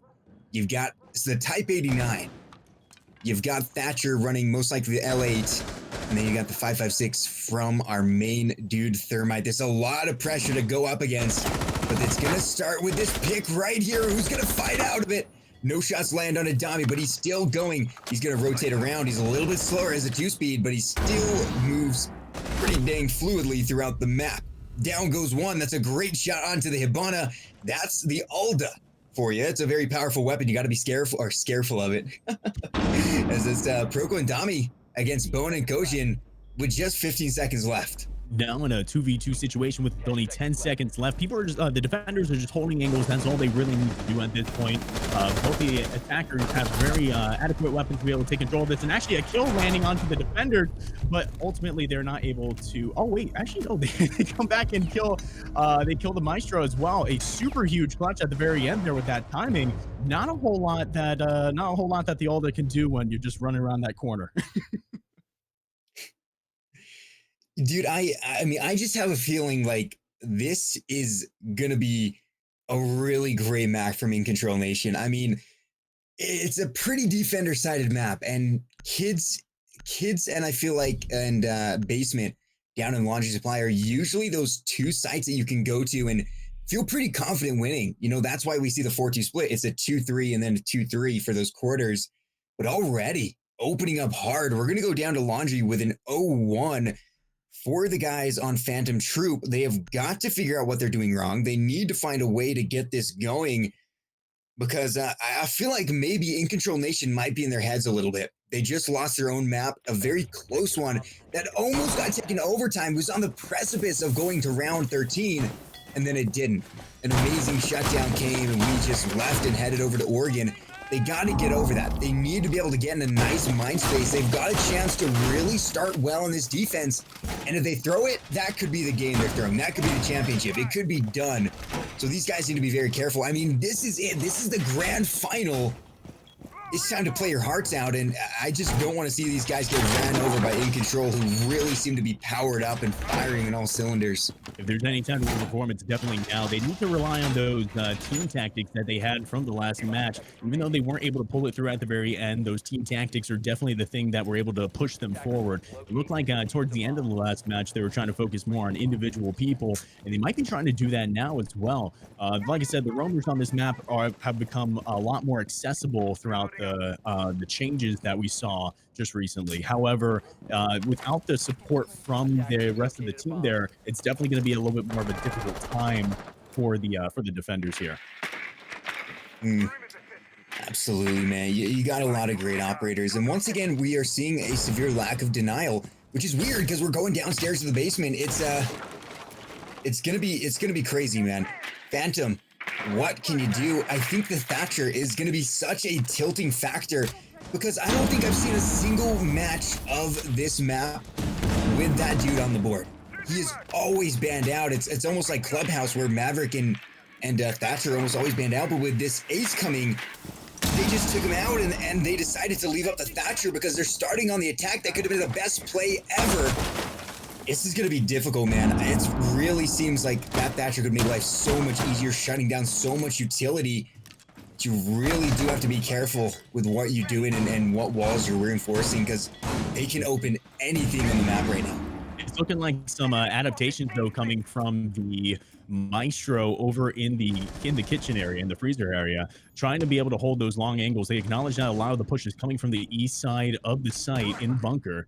And they're trying to take advantage of that using the shields that they have available and opening up the spots as necessary. It looks like we were talking about earlier, they're just holding to what they know to be true, and they can hold those angles. But that being said, it looks like GXD is now pushed on the site. I don't think they know it, but it doesn't matter. That all but coming in clutch with that headshot onto GXD. Now they know where the rest of the team should be at the moment. There actually looks like there's one going into Tall Tower with a little bit of an engagement happening there with Adapt.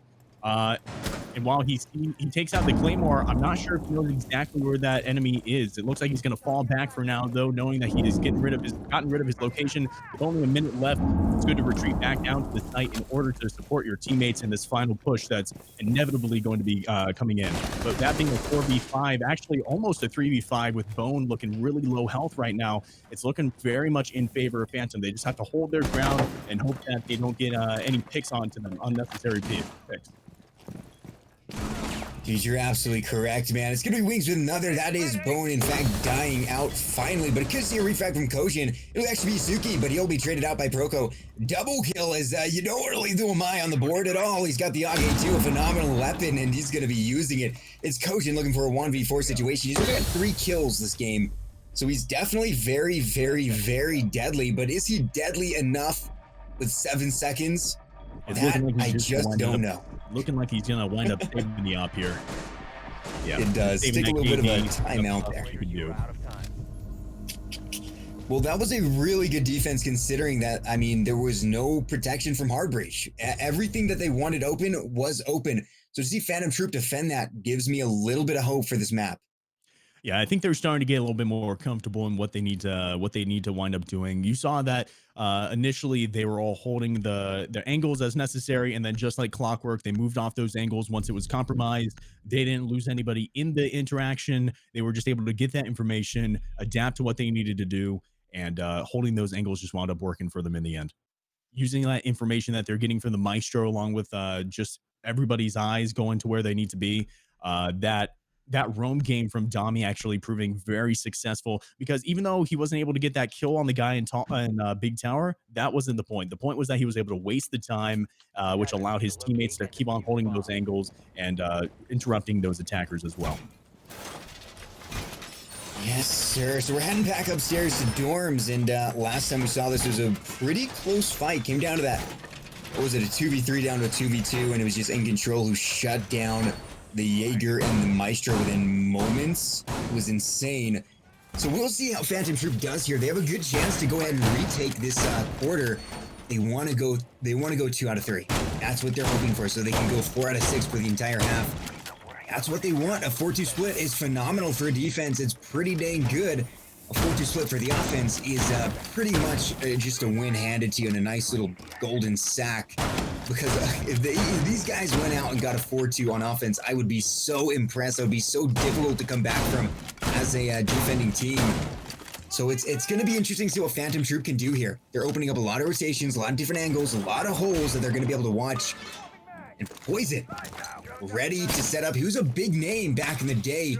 Played Maverick like an absolute monster. He's struggling a little bit so far. Hasn't been able to get the kills he really wants, but it's not quite game over yet. We're 2 rounds in. This will be the 3rd, and already Isuke looking to move on in. That's an IQ with a G8. One of the best games in the gun right now. That's what's right.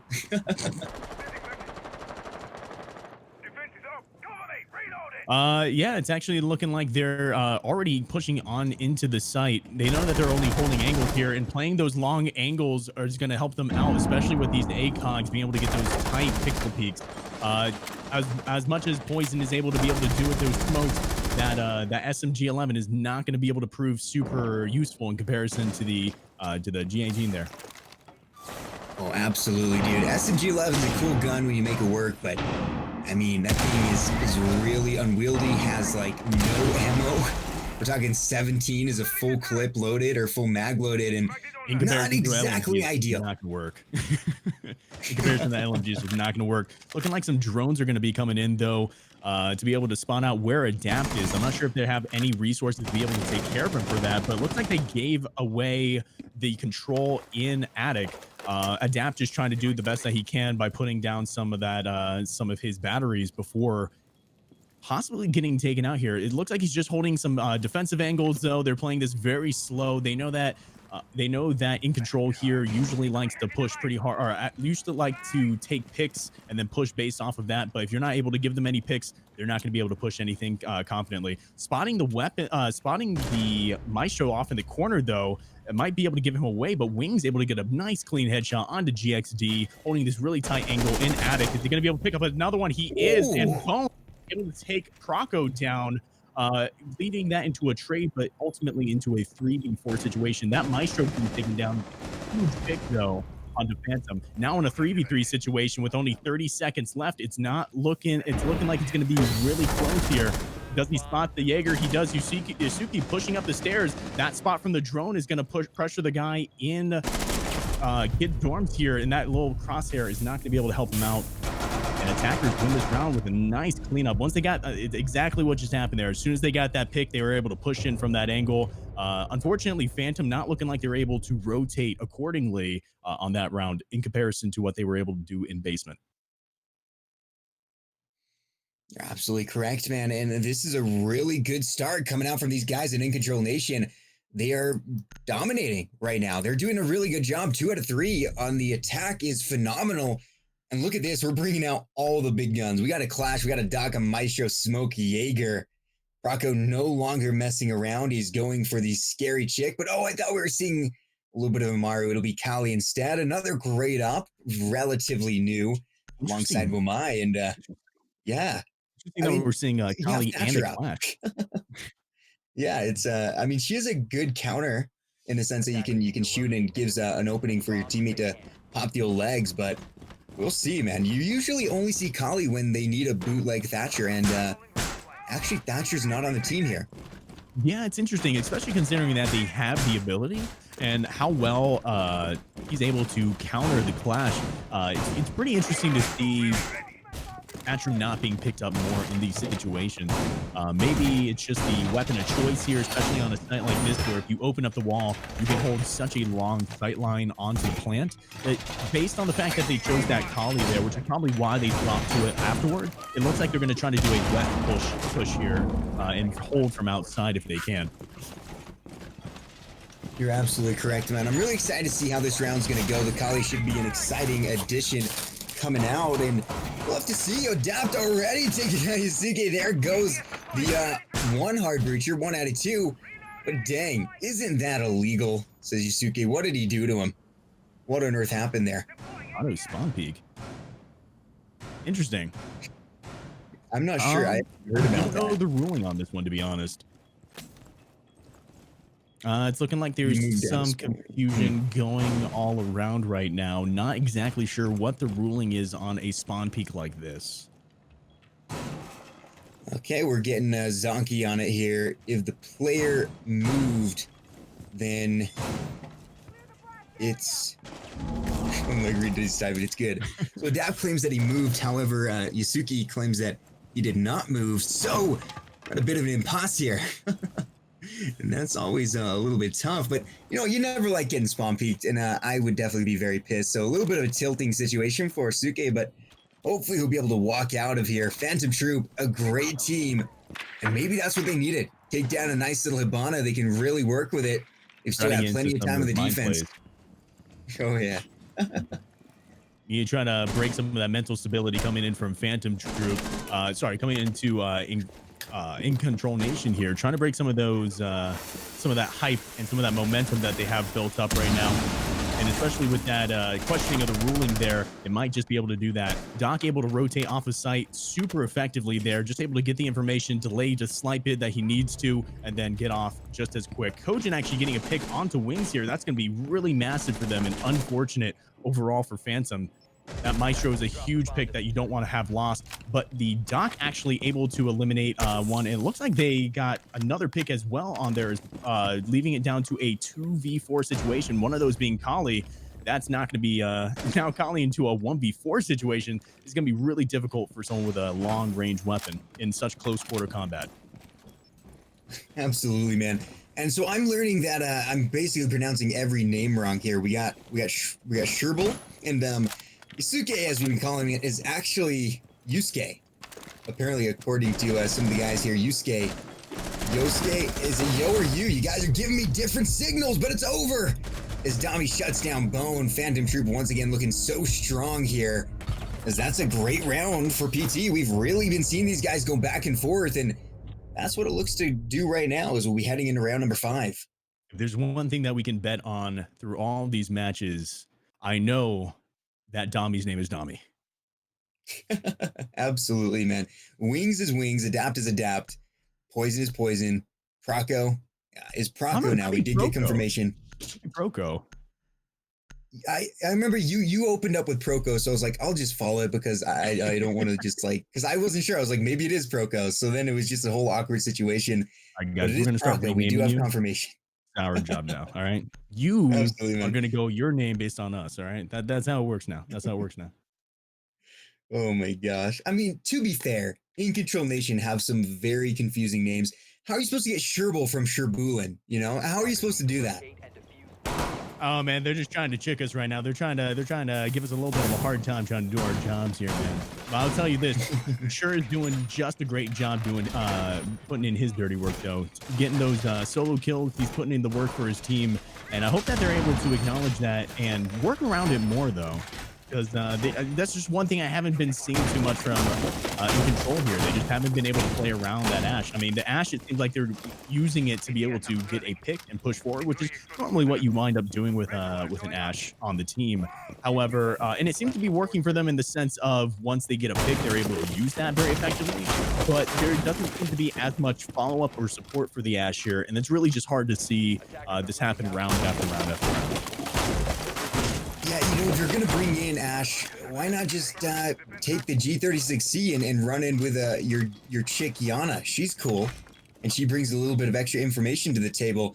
Because, I mean, R4C is a great gun, and Ashe is a great operator. But like you said, they're just kind of using her as a one-trick pony. Go in there, hopefully get a kill, and then, you know, whatever happens, happens. Big push coming out from Blue, though. And already, Kali doing some work. We haven't seen a single denial of breach operator since this game began, which is just so bizarre on this map. Well, and now falling back from that corner and everything, super effective there, but they're going to be able to open up those bunker walls very easily. Looking like there's going to be a bullet hole peak, though, coming in. I'm not exactly who I saw that from. I think it was the Goyo on Wings. But the last time that they tried to push this bunker did not work very effectively for them. So we'll see how it actually turns out during this time. That Maestro camera getting set up right next to that Goyo shield can either prove to be very effective by the Maestro taking it out, or maybe the Goyo shield might take out the Maestro cam. We'll have to find out if they decide to push pillars there. But holding those angles, Dragon Ball Z. It's looking like they're able to hold these angles here, but with even though the flashes are coming out, the push here is not looking like it's being super effective as of yet. Taking out that Maestro cam is going to deny a lot of information over at pillars, which is going to force the Alda into play and no longer being on those cameras. Oh, Bone actually getting a double kill from with the Kali. Ultimately getting taken out though. The triple. Oh my goodness, Dami and Poison both going to get a nice refrag each.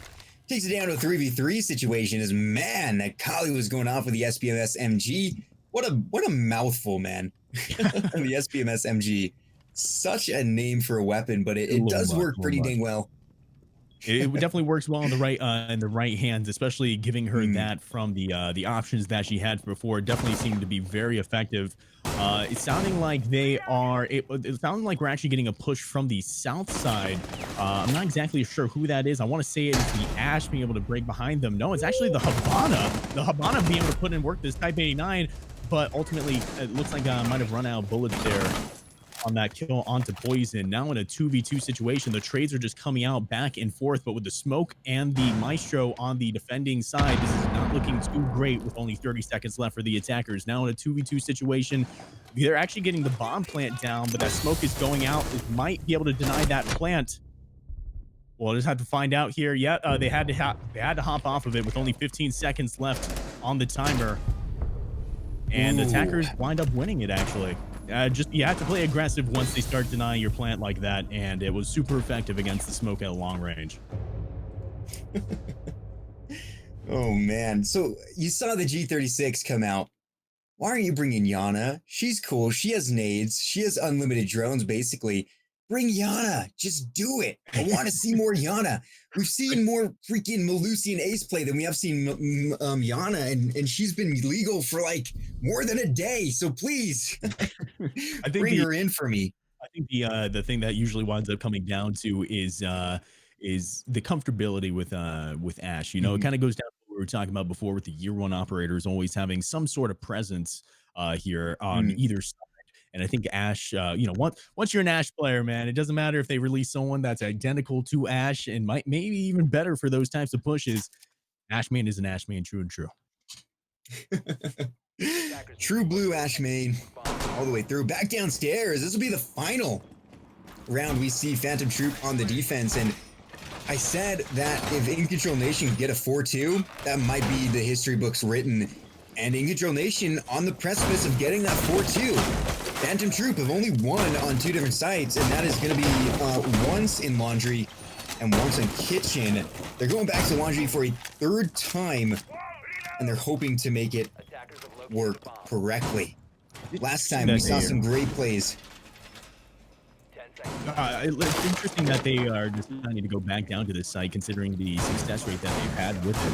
Mhm. But maybe they'll try out some new tactics. The thing that's kind of interesting to me is that it seems like they're continuing to do the same tactics over and over again, hoping for it to work at some point. But with the attacking team moving over to bunkers again, unless they have some sort of way to deal with this, as far as adapting to the push again, I don't see this working out super well for them. It seems like the attacking side have started to make this into a clockwork play. They know how to be able to push the people out of their respective hiding holes and then open up the walls to push onto the site. But I guess we'll have to see what happens here. You're absolutely correct, man. Shot's going to come out. Tommy getting taken down very low. These guys are switching ops a lot. And it kind of shows that maybe they're not totally comfortable with their playing right now. They're not feeling exactly in sync, which is always a great feeling to have. Because now Ash is going to be doing her thing. Or excuse me, that's Wolfia doing her thing. Okay, it's Yusuke with the first frag onto Wings. GXD on Adami. As beautiful opens. Once again, a 3v5 immediately comes out for InControlNation. They're looking to take this bad boy to a 4-2. And they just might be able to. It's Those just going to be predictable. Poison, Praco, and Adapt left.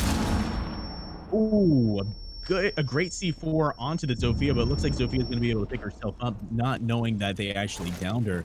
So it's still gonna wind up being a 5v3 situation, without the enemy team actually knowing here. It looks like they're not really adapting to a lot of these pushes at the moment, and, with for sure being able to take out another one, and GXD taking out 2, it's gonna be a flawless round for the attackers. Yeah, it's just predictable positions as well as repeated gameplay. It's just, yeah, I mean, you saw it there. A great pre-fire from GXD to be able to have that double kill, but it's just knowing where these people are going to play. They keep on playing the same locations. It's just not really working out super well for Phantom here on this map.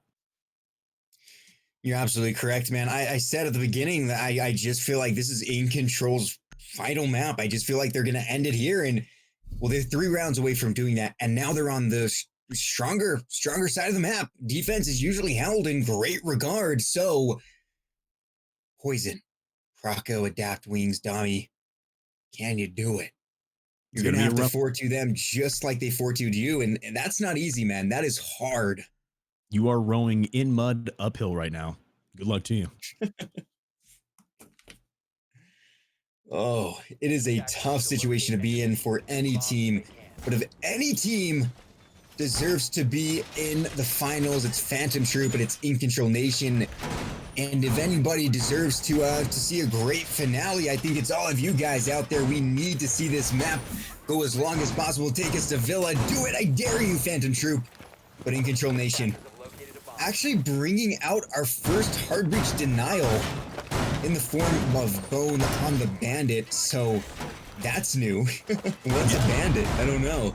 I mean, I guess we'll have to see here. They have the Thatcher EMP though, going to be able to take those out, and I think if they can use that effectively to be able to take out those Jaeger devices, Dami with those Ying charges, those Candelas are going to be super effective within taking this site. Just so many closed off angles for the enemies, for the defenders to be able to get shocked by the Ying.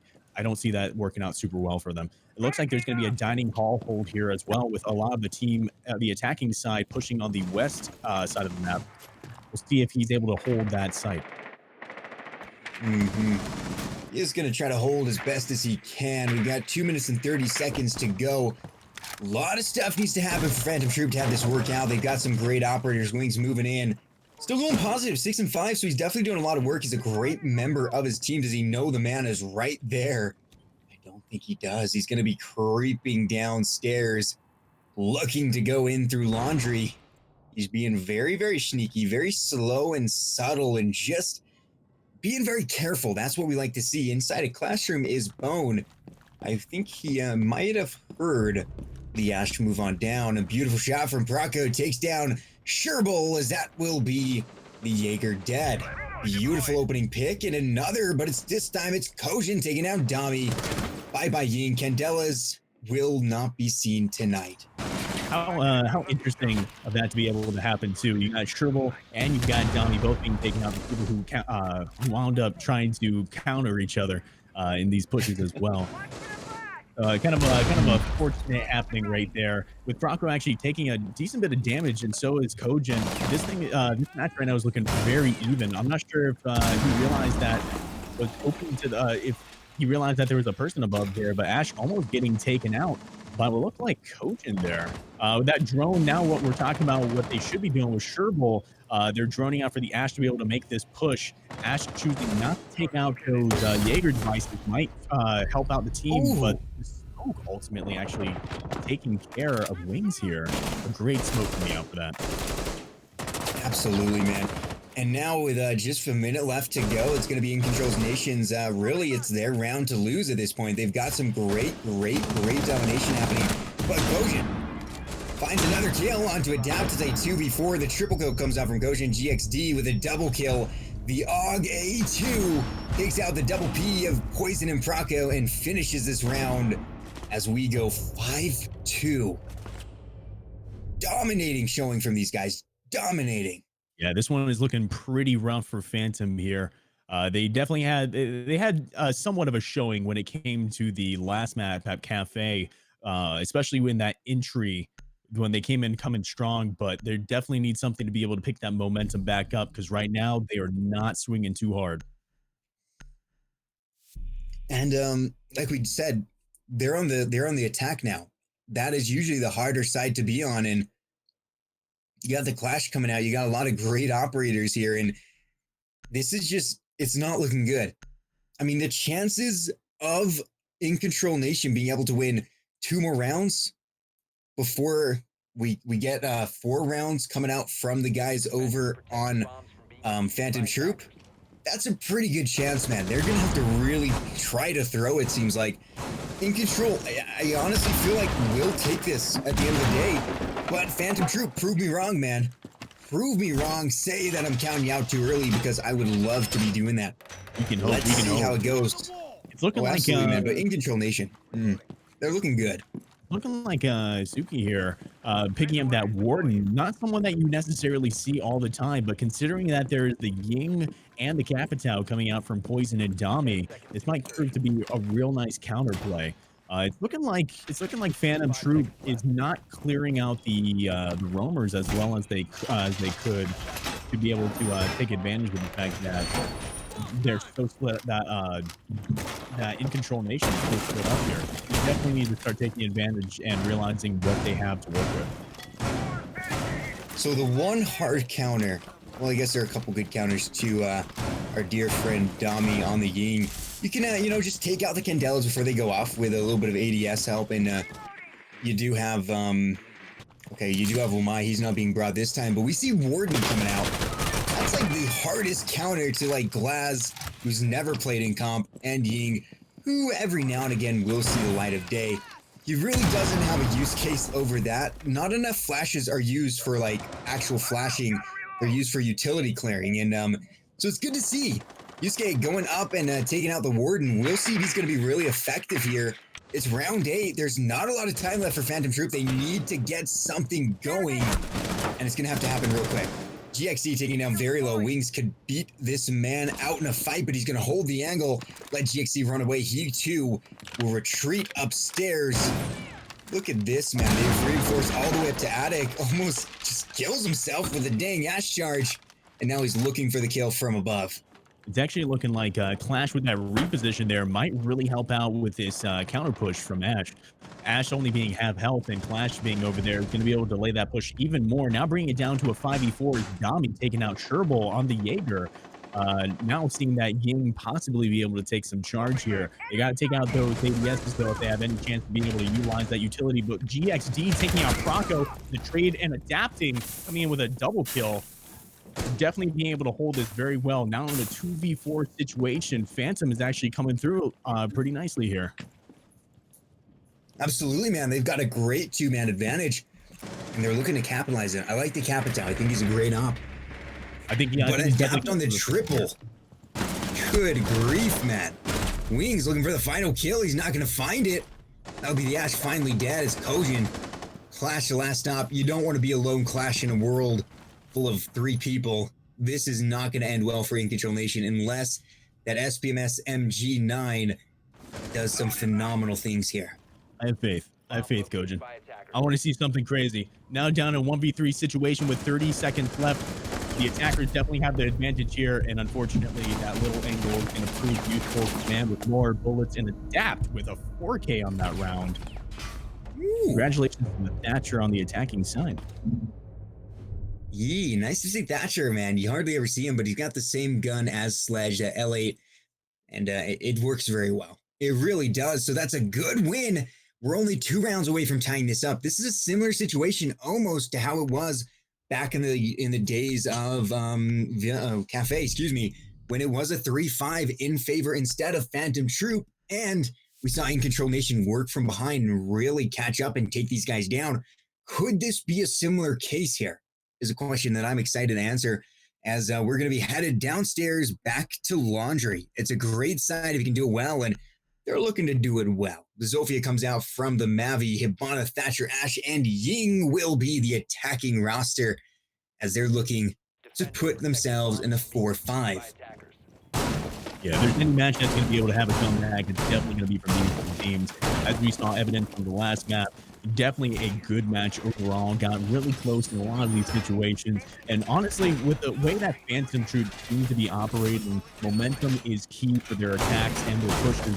So them being on the attacking side is going to be super useful to be able to build off the momentum that they got last round, especially that 4 kill from Adapt. I know that they're definitely building off of that. They're using that hype to be able to help them out pushing forward with this. And it looks like they might have a chance. Honestly, I'm going to say that they have a chance here because building up that momentum for a team like Phantom is going to be super huge for them. And I think that they're going to use it just right. You're absolutely correct, man. They really do need to use it right here. Phantom Troop going into their 3rd round of attacking. They need to get something going here. They have to. They didn't get what they wanted on the defense, and they're going to have to make sure they can get it right now on the offense. InControlNation feeling good about themselves. They're feeling powerful as Wings on the Ash will now descend into the deep, dark stairs of doom. Man, look at all these barricades coming up. They are really making this a nice hard position to break through. He's going to be firing, hoping to catch somebody unawares, but it will not land any shots. It's a big round for Phantom Troupe. If InControl wins it, they'll take us to match point, and that is going to be a pretty big little thing on your platter there to carry around. Not exactly the easiest to go to match point. So we'll see if Phantom can really start cutting that distance down between these two teams. I'm liking this slow play coming from InControlNation here on these stairs, on the stairs here. I think that Flash is actually going to pull them back, thinking that there's going to be a lot more people than the Ash proves to be. I think Ash is actually doing a pretty decent job as well, being able to push them back onto site, keeping them in control, keeping the defenders all where they need to be. After considering the fact that there were so many roamers from before when the teams were switched, I think that it's kind of a breath of relief, a sigh of relief here, that everybody's on site for them. They're going to be able to take advantage of that pretty well, especially if they start to utilize the utility coming in from Zofia and Ying. If they start opening up these hatches using Proco and Adapt, I think that they're going to be able to take advantage of this very well. Poison even go on to GXD. Zofia, definitely a fragger in this situation. Oh, absolutely, man. Zofia, one of the best ops to just frag out on. M762 is a beautiful weapon. I've said it time and time again, and I'll continue to say it as Phantom Troupe look to crawl and claw their way back. Wings still chilling at Meeting Hall, waiting for the calls to drop in and get fragging, but right now just holding angles. There's only about 45 seconds left in the round, so InControlNation starting to get another teammate. That's time on their side. However, Proco takes down Sherable. Beautiful shot, another frag, but that's going to be poison going down to Yusuke. Now, things getting crazy. Oh my gosh, Bone and Koshin. It's now a 2v2 as Wings and Dummy fall. This could be all over and headed to match point right here. If Proco and Adapt don't absolutely frag out of their minds with 20 seconds left, this advantage definitely goes to the defense, but if anyone can do it, it's these two teammates. He's got to push in. He doesn't have much life. Proco gonna die soon. He needs help from his teammate, but no, it's gonna be all over as he can't get up and the kill comes out. Proco takes down Kojin, and now it's a 1v1 with no time left. It's gonna be no diffuser, and that's it. We're headed all the way to match point. It looks like InControlNation have secured victory, but that's only what it looks like. 3 rounds in a row will take us to match point or will take us to overtime. And that's what these guys have to aim for now. Yeah, definitely hitting on that match point. I think it probably could have gone better for them during that round if Adapt would have just been able to push with his teammate. Taking out that clash was going to be a huge push to be able to win that round, but it looked like they just weren't very in sync there, and just playing the time on that Jaeger, a very smart play at the very end, not taking any unnecessary engagements. It wasn't worth it. Just play the time, play your cards right, and you're going to be able to pick up that easy dub. Easy dub indeed. So we're heading back upstairs to kids. InControlNation looking to start a nice cycle here. They won last time. It was a really good map for them and a really good... And we're hoping that Phantom Troupe here can come through with these 3 rounds so we can continue on these matches, but it's not looking too good for them. They're very heavily based on that momentum, but so far have not been able to bring up momentum. Speaking of momentum, though, I do see a blitz on Phantom Troupe team here. That blitz with the Ash combination, I'm interested to see what type of combos they're going to be doing to be able to push into kids here.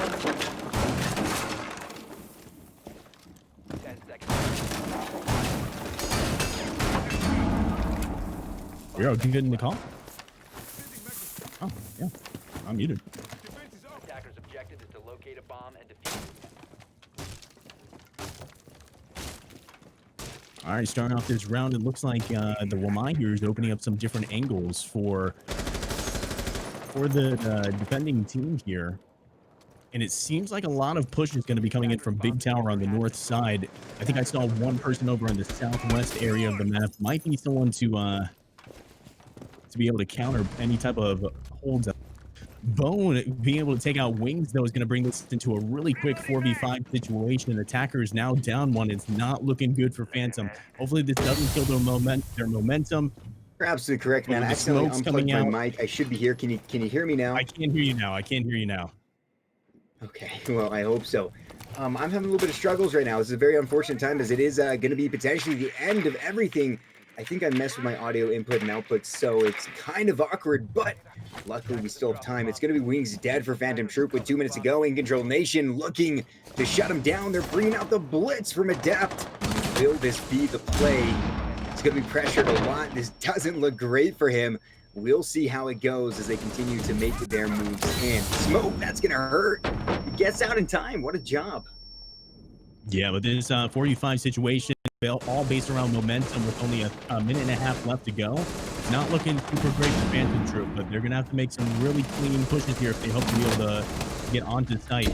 That being said, though, a good pick from Proco onto Bone might be able to secure that for them just as well. Kojin able to take out Dami, now bringing this into a 3v4, but that pick onto the Capital is going to leave Phantom Troop only with one player left, and it's not looking too good for them. This is looking like it's going to be a GG's overall, unless the Type 89 can go to work. Well, it's going to have to be a lot of work, man. 21 bullets is not exactly a lot, but that's an average of quite a few bullets per person, and you don't exactly have a whole lot of time either. You're on the last minute.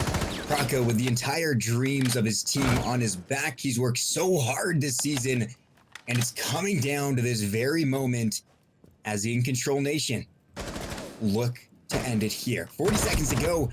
Proco tries to get the shot. He's going to die very soon, and now it is over. And GG as InControlNation take the dub. GG's on the board, and that is going to be all done. What a great showing from InControlNation. They absolutely dominated, and what a phenomenal game tonight. Domination Nation it is, man. Domination Nation it is. Very close match, honestly, on the first one. It was really cool to be able to see how they were able to battle back after defeat, after going against those odds. But as an overall, InControlNation just proving to be the victor here. Very well acquainted with the maps that were being chosen, and it's just super obvious in their gameplay. They were working very well as a team, and I think it just proved to build on that momentum a lot more than Phantom was able to handle. You're absolutely correct, man. Now, let's see. Are we going to be able to get a nice little interview with someone from InControl? I hope so. It'd be nice and fun. We'll have to find out from Zonky. Okay, sounds like we are. That's going to be awesome. Great. So we got Dash coming in. Hey, what's going on, dude? So tell me, what's your in-game name? Dash. Okay, so did you play today? No, I am the coach for InControl, and the Oh, boys. you're the coach. Fantastic. Yes, the boys asked me to take the interview, so here I am. Well, great, man. Happy to have you. So let's talk a little bit about pregame. You guys have worked hard this season. You made it all the way to the finals. What did you do to prepare to go up against a team like Phantom Troop? Well, we definitely knew the potential that Phantom Troop has. They're a very good team, and we're a newer team. We just picked up 3 of our 5 main roster players. So it was really just a lot of grinding, a lot of scrims, going over, trying to just cram in as much practice as we can. And shout out to our analyst Hawk, who's able to scout out Phantom Troop, give us some inside info on them, and yeah, it was just a lot of great practice from the boys. Able to really work hard to get this in such a short period of time. Yeah, well, you guys definitely did really, really well. And it showed out on the maps. You guys fought hard. You were able to take some great dubs. And at the end of the day, it was a really good game to see. Let's go ahead and kick it all the way back to Cafe. So Cafe was, I believe, Phantom Troop's choice. What did you guys think when they took you to Cafe? Well, we definitely knew that they were a strong team on Cafe, but we've been practicing that a lot, as well as Oregon, which is the second map. So we knew kind of how they played. We had some ideas in mind of how we should be playing, and yeah, it just seemed to work out. It was a close match, but we took it at the end of the day. You're absolutely correct, man. I mean, that last round, round 12, was almost taking us to overtime, but you guys were able to battle back. It was great stuff. Of course, we do have my lovely co-caster here with Blacksmith. Blacksmith, what questions do you have for the coach here? I'm interested. When you guys are practicing for your plays, what dynamic do you have as far as the counter roam goes? Because it seems like sometimes you guys were supporting the counter roam, sometimes you guys were just letting him go off and do his own thing. I'm interested to see what type of dynamic do you guys prepare for in that way? Well, I definitely think it depends on a round to round basis, and depending on if we feel like it's worth dedicating the time and utility Mhm. for a counter roam. And yeah, I'd say it's definitely dependent on as the rounds, the site setup. If we think it really just depends. I can't say that one we have like an idea in mind. If we think it's worth it, then we'll go for it. So, I mean, of course, congratulations on the victory. However, what would you say moving forward is something that you realize that, hey, maybe we need to tighten up some of these bolts while moving forward onto the next tournament? I would definitely say, just knowing from experience, communication is always something that can be improved on, as well as just the whole synergy. Like I said, relatively new roster coming out, but of course I know these guys have been playing together and just in general for a while. So just the more we play together, the more we're gonna get better as a team, being able to work together. And yeah, I'd say that's really our main focus right now. Well, it definitely came together quite well, quite well. Mm, Yep. absolutely, man. And so, you guys, what other leagues are you guys playing in right now? So right now we are in SEL. It's the middle of season 4, and we plan on doing a few open qualifiers within the next few weeks for Okay, several different leagues. So, but yeah, right awesome. now, yep, the only other league we're in is SEL. Okay. So, if I remember correctly, when I first started casting, I think you guys were in ESA. Were you guys playing in ESA back then? Like We early weren't this year? We weren't in ESA as in control. You might be thinking of GXD, Sherbal, and Kojin, who were under Unreal Nightmare. They, I Okay. believe, were in ESA. Okay. Okay. Sorry. Good to know, man. Well, I think that's just about all the questions we have. You guys performed super well on Oregon. As soon as you took that 4-2 half on the attack, I just knew in my heart that you guys were going to take it all the way home. You delivered 7-3 on the second map is absolutely phenomenal. And you took the dub. So after a great season, what do you have to say to your boys on the team? I'm just super proud of all 5 of them. They really, you can see the dedication that they put in into grinding, playing together, and just really just seeing how dedicated they were. So super proud of them. Huge congratulations, and another big shout out to In Control. Great org supporting us all the way through. Mm, absolutely, man. Well, I think that's just about all we have for you. Thanks so much for joining us in the interview booth, and fantastic job coaching. Your players are great. We loved watching them. It was an honor as always, and I think we can just about let you go. All right, thank you. Congratulations, man. Say congrats to the Thanks. team for us. Yes, I will do that. Hmm. So, guys, we do have a quick announcement before we head on out. We want to make sure that you guys understand that season 2 quals are going to be coming out real quick. So make sure you're getting ready for that. I believe this is the command. Let me try to type it out here, do a little bit of a cool thing. Let's hope it works. So that would be awkward, and you'll see it in a couple of minutes. Looks like I did it wrong. But season 2 is going to be coming out very soon. So be sure to look out for those qualifiers. And we're excited to see you guys in the next season of AEL. Blacksmith, it's been a great night. Anything It's you been want to fun, say as we head everybody. on out? Hey, GG's, guys. It's been a really fun time. Glad to be able to get acquainted to everybody here, and hope to see you guys in season 2.